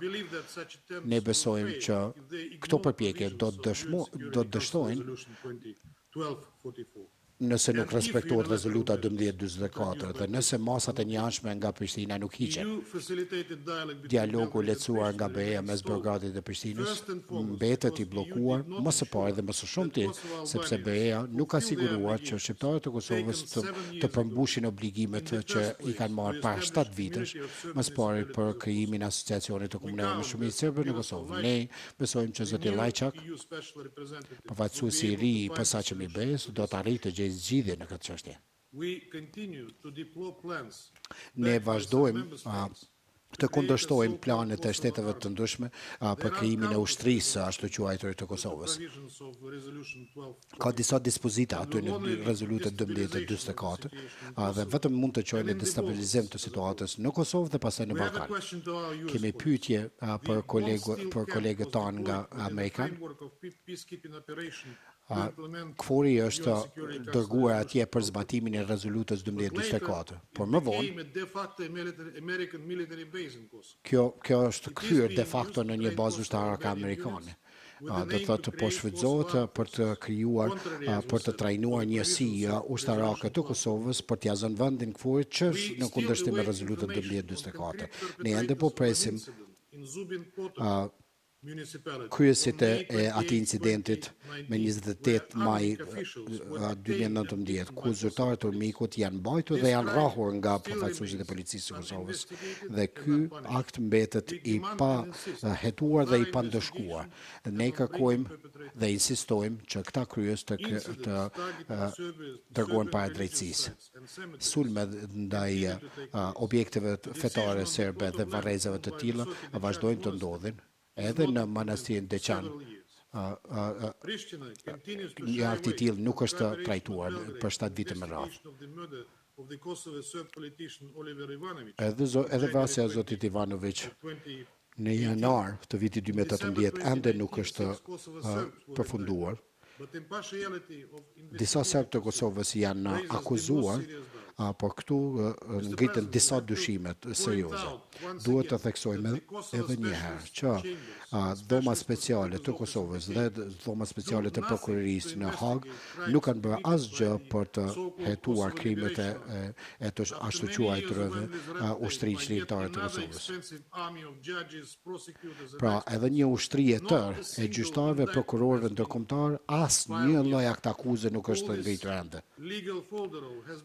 I gjithë kjo përpjekje ka marrë që nga viti 2011, kur është përmendur nga Asambleja Parlamentare e Këshillit të Evropës Dick Marty. Këto krime që janë kryer ndaj serbëve, duke përfshirë edhe tregtimin me organet e njerëzisë, ku do të paraqiten këto para drejtësisë. Presidenti i Serbisë ka ofruar bashkëpunimin mes Beogradit dhe Prishtinës në luftim të Covid-19. Këtë e mirëpresim, por e theksojmë me bengosje që ka obligime nga anën e Kosovës. Kjo është e papërgjegjshme nga ana e Kosovës dhe papranueshme, për në fund të kësaj fjale do të mbështesim arritje nga Beogradi dhe Prishtina të një marrëveshje të pranuar nga të dyja palët, të bazuar kryesisht në rezolutën 1244 të Këshillit të Sigurimit. Zgjidhje që do të jetë në përputhje me të drejtën ndërkombëtare dhe miratuar nga Këshilli i Sigurimit.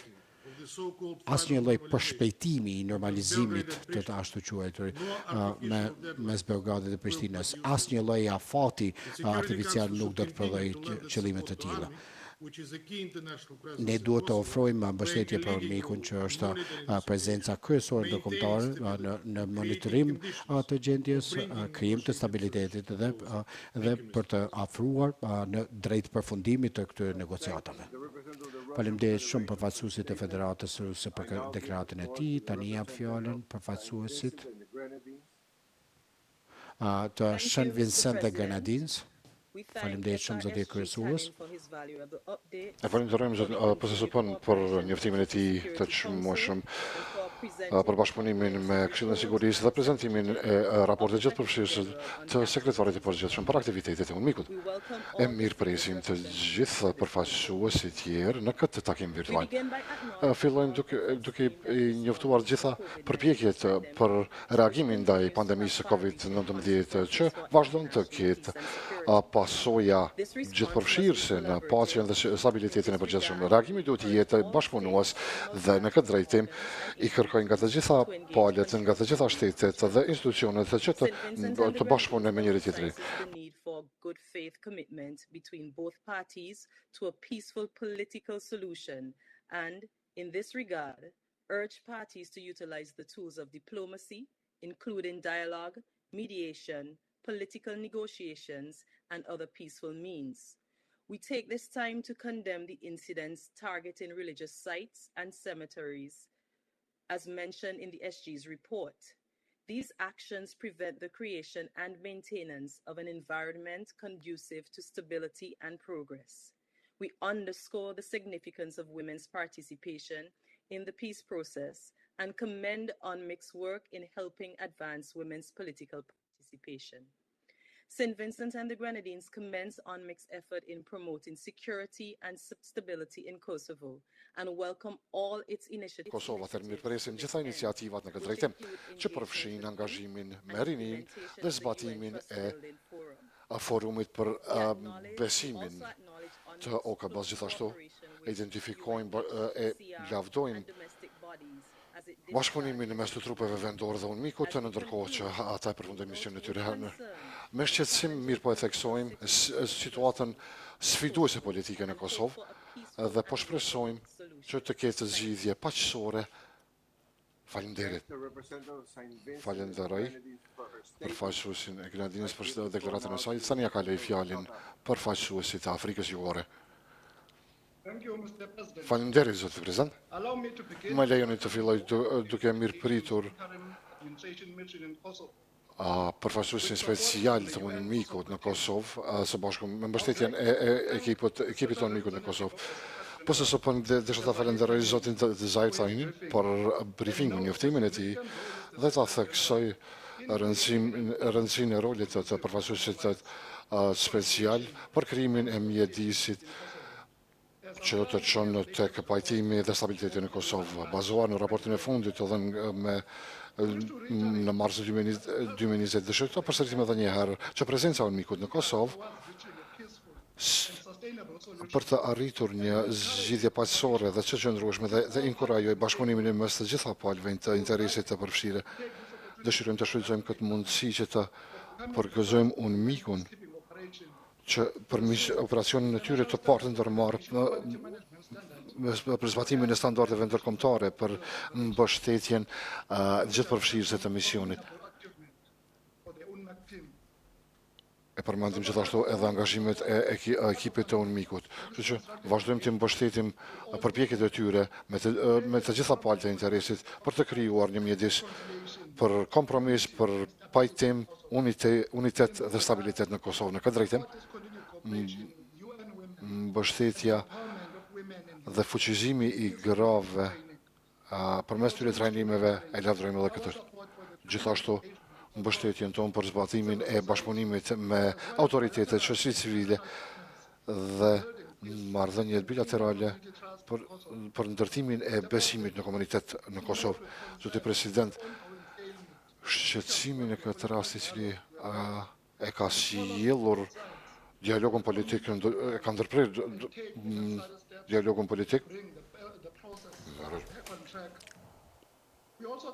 Ne po ashtu I bëjmë thirrje palëve gjatë kësaj kohe që të përforcojnë përpjekjet e tyre për të ulur tensionet, sepse kjo prek çdo lloj perspektive për një dialog të mirë dhe një pajtim mes palëve. Dhe që diferencat mes palëve të lihen anash për të krijuar një dialog të tillë. Vetëm përmes dialogut mund të zgjidhen çfarëdo lloj sfide që mbetet. Pra për të prodhuar një marrëveshje politike për të dyja palët, kjo mund të bëhet me ndërtim të besimit dhe një dialogu të mbështetur nga gjithë bota. Të gjitha përpjekjet duhet të bëhen nga palët në reagim ndaj sfidave të krijuara nga pandemia COVID-19 dhe fryma e kompromisit shpresojmë që të jetë themeli i marrëveshjeve përfundimtare e të pranueshme për të dyja palët. Faleminderit shumë. E falenderoj përfaqësuesin e Afrikës Jugoore për deklaratën e tyre, tani e kaloj përfaqësuesit të Gjermanisë. Falenderit, zotë president, dhe pikë së pari dëshiroj të falenderoj PSSP-n Taninin për raportimin e tij dhe mirë pres përfaqësuesin zëvendës kryeministrin e parë të Serbisë, Dačić dhe ministrin e punëve të jashtme të Kosovës. Zoti president, është pa fatë që ndarjet politike e kanë tërhequr vëmendjen e shumë udhëheqësve politik nga kriza e tashme e shkaktuar nga COVID-19, po shpresojnë që tani polarizimi në mes të partive mund të tejkalohet së shpejti për të trajtuar sfidat e pandemisë të COVID-19 që paraqet sfida pa president, si për Kosovën ashtu edhe për rajonin. Pasi kemi thënë këtë, ka edhe disa shenja inkurajuese. Jemi inkurajuar se si qeveria në detyrë e kanë menaxhuar pandeminë dhe kanë ndërmarrë veprime të shpejta dhe të suksesshme për ta parandaluar shpërndarjen e COVID-19 dhe për të zbutur efektet e kësaj në tërë shtetin. Aftojmë të gjithë palët e interesit dhe vendimmarrësit që të bashkëpunojnë në këtë drejtim. Çka i duhet Kosovës në këtë kohë stabiliteti dhe të gjithë aktorët të veprojnë në përgjithësi dhe në interes të qytetarëve të Kosovës. Gjithashtu e lavdojmë, e falenderojmë bashkëpunimin të kufitar që ka ndodhur në mes të qeverisë së Kosovës dhe Serbisë që për ta luftuar pandeminë së bashku. Kjo është dëshmi inkurajuese se progresi është i mundshëm kur të gjithë punojmë për të njëjtat synime. Ky frym e bashkëpunimit duhet të jetë në shembull pozitiv për tejkalimin e dallimeve. Zotë president, marrëdhëniet e pazgjedhura mes të Kosovës dhe Serbisë mbeten burrim i tensioneve dhe pengesave në jetët e përditshme të qytetarëve të dy shteteve dhe blok pengues i rrugëtimit të Kosovës ashtu të Serbisë për në Bashkinë Evropiane. Dhe jemi të bindur që progresi në marrëdhëniet mes dy shteteve është më i domosdoshëm.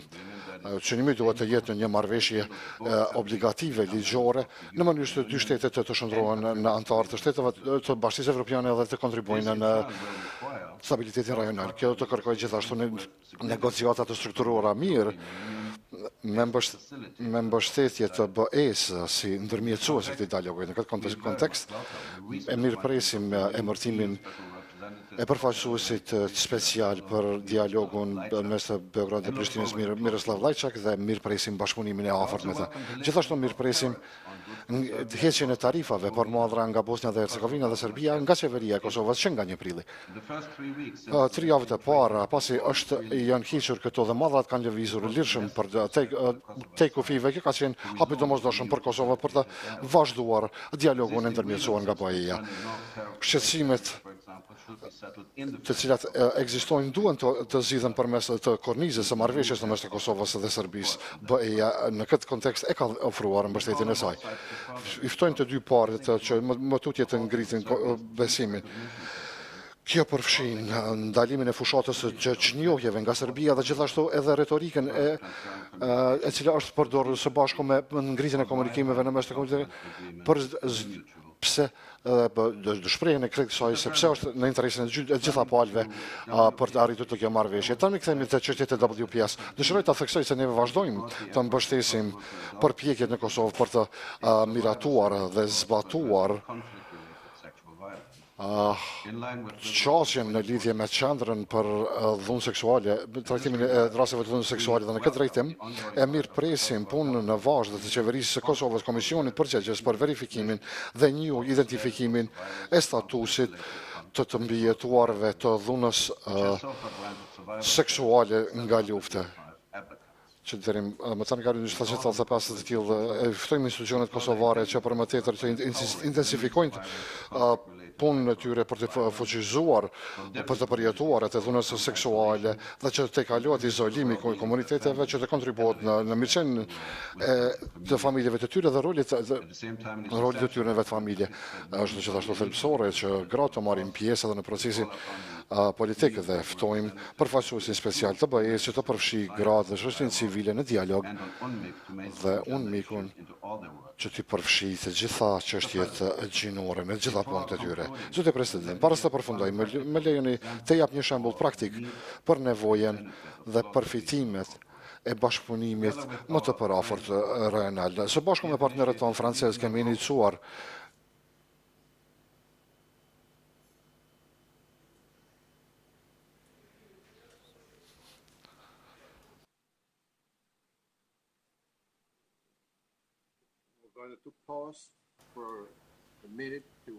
do të presim një minutë derisa të na kthehen, dhe të kthehet në lidhje. Kërkojmë ndjesë për këtë.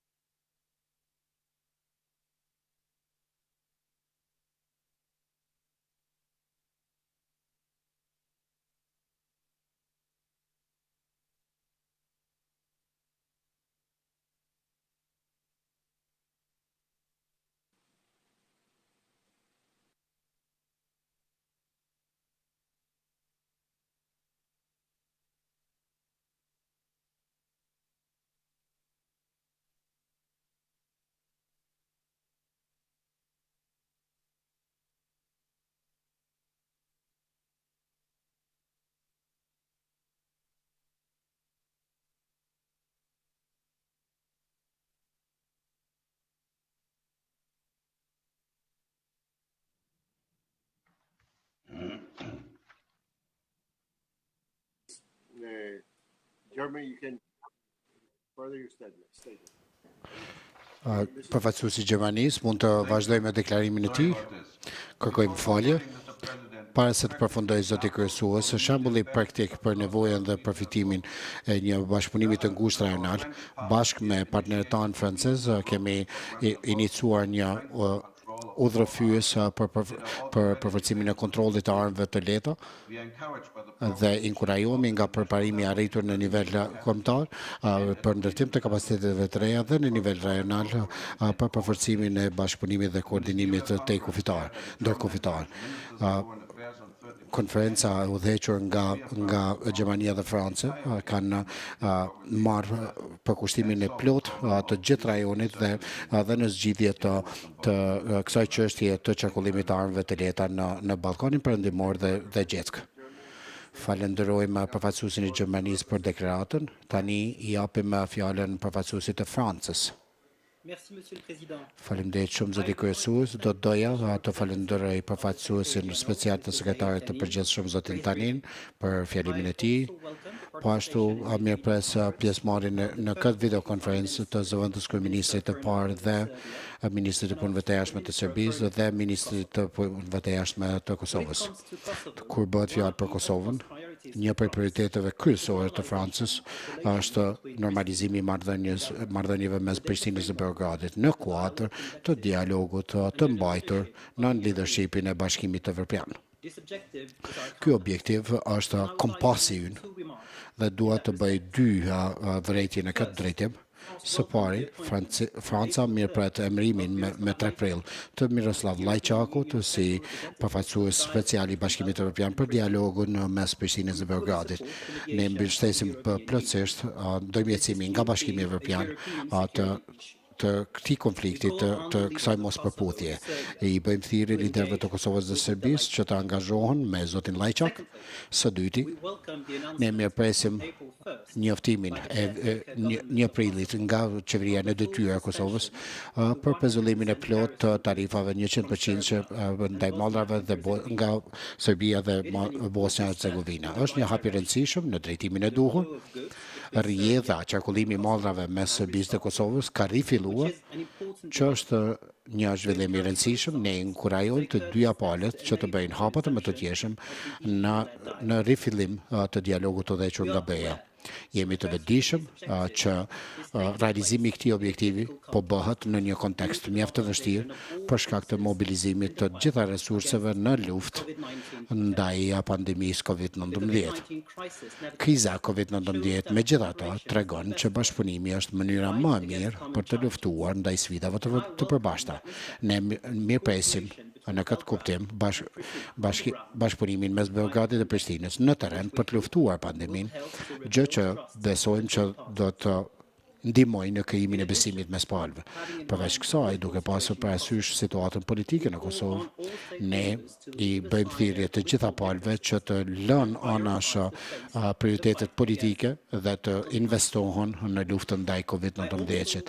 Po ashtu, ritheksoj mbështetjen e Francës për punën e misionit të OKB-së për administratë e përkohshme në Kosovë, UNMIK, që ka punuar pa lodhje për të krijuar, për të ofruar stabilitetin dhe mbrojtjen e drejtave të njerëzit në Kosovë dhe në rajon.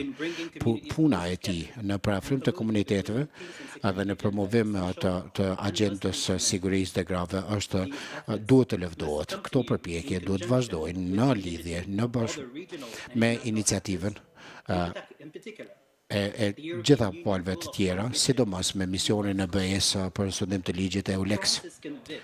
Franca është e bindur që Serbia dhe Kosova kanë një të ardhme të përbashkët evropiane, por për ta ndërtuar këtë ardhme, ne do të vazhdojmë të mbështesim reformat të nevojshme për të konsoliduar sundimin e ligjit dhe për të siguruar zhvillimin social e ekonomik. Në mbështetje të ndërmjetësimit nga BE-ja, ne do të përforcojmë përpjekjet tona për të mundësuar arritjen e një marrëveshje gjithëpërfshirëse, përfundimtare dhe ligjërisht obligative për të dyja palët, që do të kontribonte drejt një stabilizimi afatgjatë të gjithë Ballkanit Perëndimor. Faleminderit shumë. Falenderoj përfaqësuesit të Francës.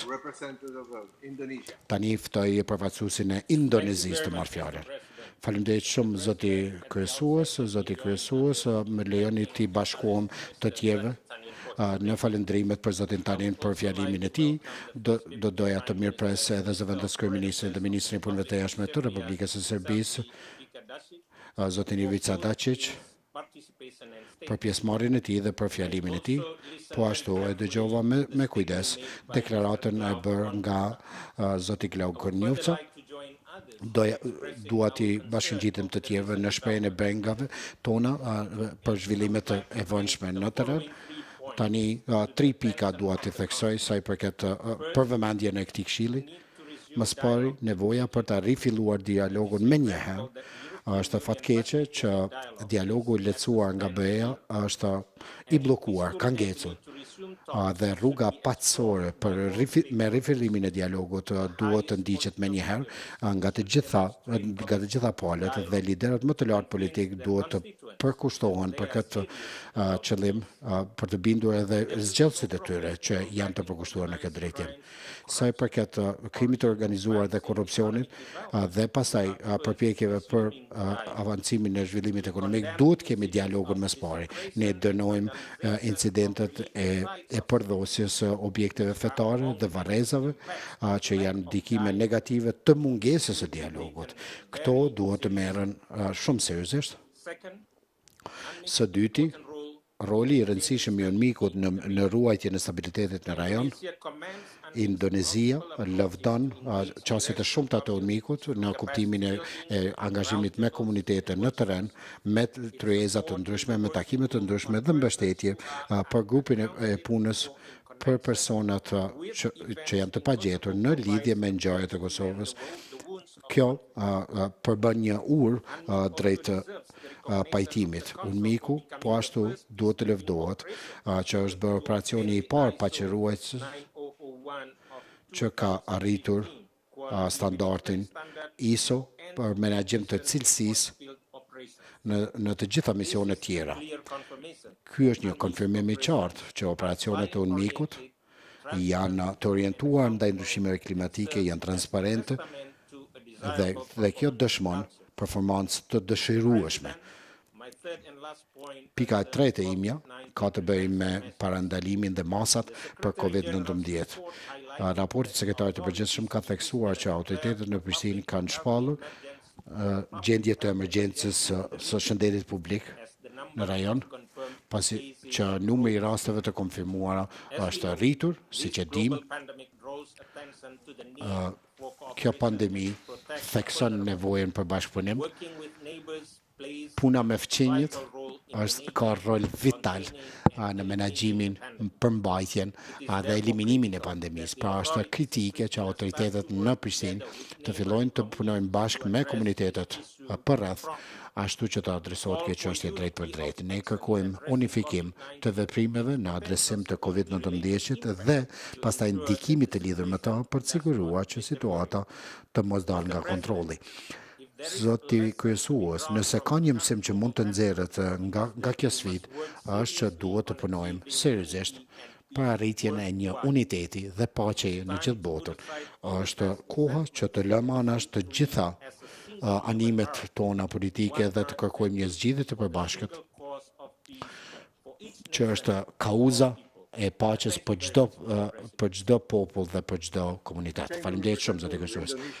Faleminderit përfaqësuesit të Indonezisë. Tani do të bëj një deklaratë në cilësinë e përfaqësuesit të Republikës Dominikane.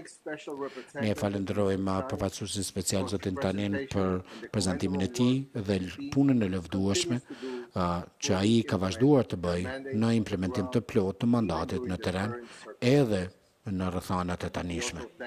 Po ashtu falenderojmë shkelësinë e tij zotin Dačić dhe zotin Konjuca, kërkoj falje për theksimin e emrin. Që në fillim duam të bëjmë jehun thirrjes së PSSP-s për një ampushim global dhe si indikacion për bashkim në luftë kundër COVID-19. Dhe në këtë drejtim marrim shënim për deklaratën e Serbisë për bashkëpunim me Kosovën në kuptimin e luftimit të pandemisë. Duam të urojmë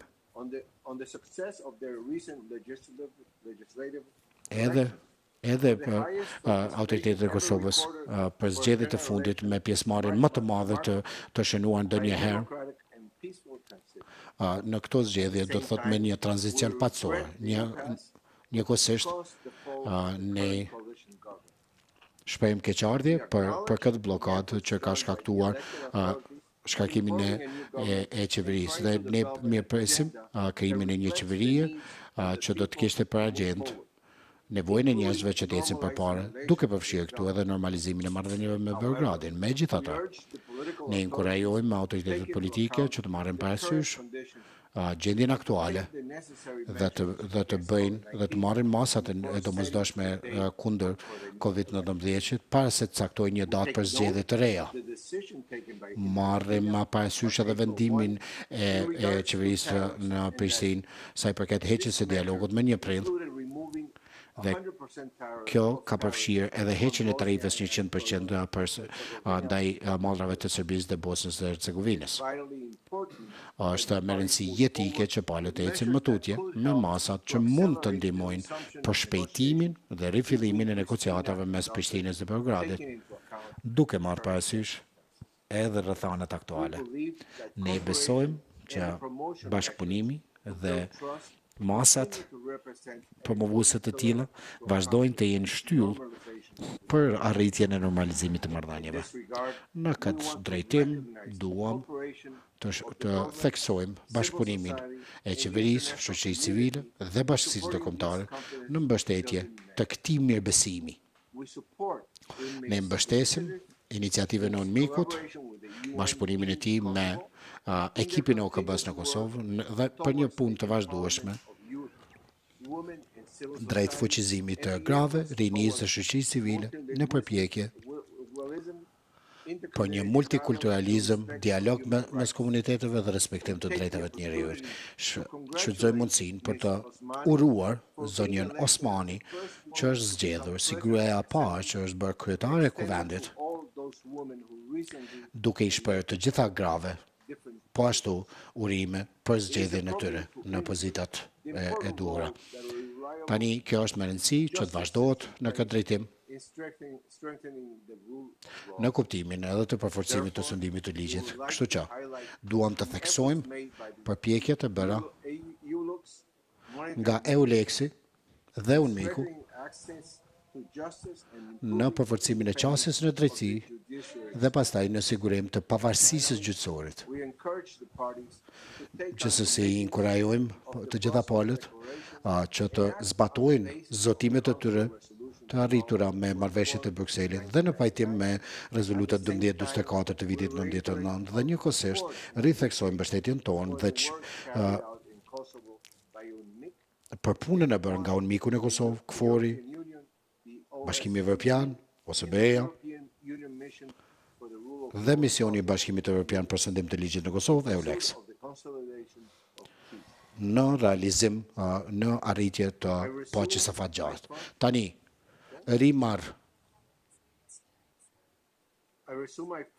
pozitën time, cilësinë time si kryesues i Këshillit dhe dua t'i jap fjalën së pas, zotit Tanin. Faleminderit shumë zoti kryesues. Arsyeja pse po e kërkoj fjalën edhe një herë.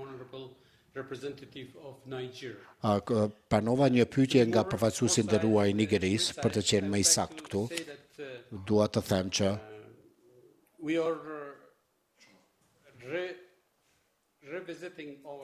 ne jemi duke rishikuar të gjitha aktivitetet, siç e thash në fillim. Jemi duke punuar shumë afërsisht me ekipin e OKB-s në Kosovë. Siç mund ta kuptoni, OBSH-ja ka marrë përgjegjësinë për gjithë koordinimin e përgjithshëm, për gjithë asistencën materiale dhe të tjera për autoritetet shëndetësore në Kosovë. Misioni, UNMIK-u dhe agjencitë e shumta të OKB-s në terren kanë kontribuar me informata publike, me mbështetje me materiale të tjera. Ka edhe shumë detaje të tjera që po mundohem të shmang. Një prej shembujve më të rëndësishëm këtu mund të përmendet që pajisjet e para mjekësore bashkë me maska kirurgjike dhe pastaj dorza të ndryshme në bashkëpunim me OBSH-n gjithmonë janë dhënë si donacion nga UNMIK-u gati para 2 javësh. Dje, shefi udhëheqësi i UNICEF-it bashkë me zëvendësin tim me sekretarin e përgjithshëm të Ministrisë së Shëndetësisë së bashku kanë prezantuar një pako asistence nga OKB-ja. Kjo pako përfshin 36.000 dorza, 17.000 maska, 55.000 mbulesa dhe kominoshe, dhe pastaj pako të shumta higjienike e kështu me radhë. Dua të theksoj po ashtu që UNOPS-i, një agjenci tjetër OKB-s, po punon aktualisht me Bashkimin Evropian dhe është në kryesim të zbatimit të projektit për 5 milion eurosh që BE-ja i ka ndarë apo i ka alokuar për autoritetet e Kosovës në luftimin e COVID-19, njëkohësisht normalisht. Po financojmë një numër aktivitetesh të tjera që kanë të bëjnë me gratë, paqen dhe sigurinë, sidomos në lidhje me dhunën në familje, dhe pastaj në strategjinë e komunikimit. Besoj që këta janë shembuj që mund ta shpjegojnë pak a shumë situatën, gjithsesi jemi të gatshëm të ofrojmë më shumë informata, po punojmë ngushtë Edhe partnerët tanë po përpiqen të bëjnë çkado që munden, normalisht me bëjnë kemi këtë lloj lidhjeje ose marrëdhënieje që ka të bëjë me implementimin e planit të tyre apo alokimit të fondeve nga ta. Faleminderit shumë zotit Tanin për shpjegimet. Nuk kam fjalë të kërkuar nga folës të tjerë në agjendë, kështu që kjo mbledhje përfundon këtu. Faleminderit.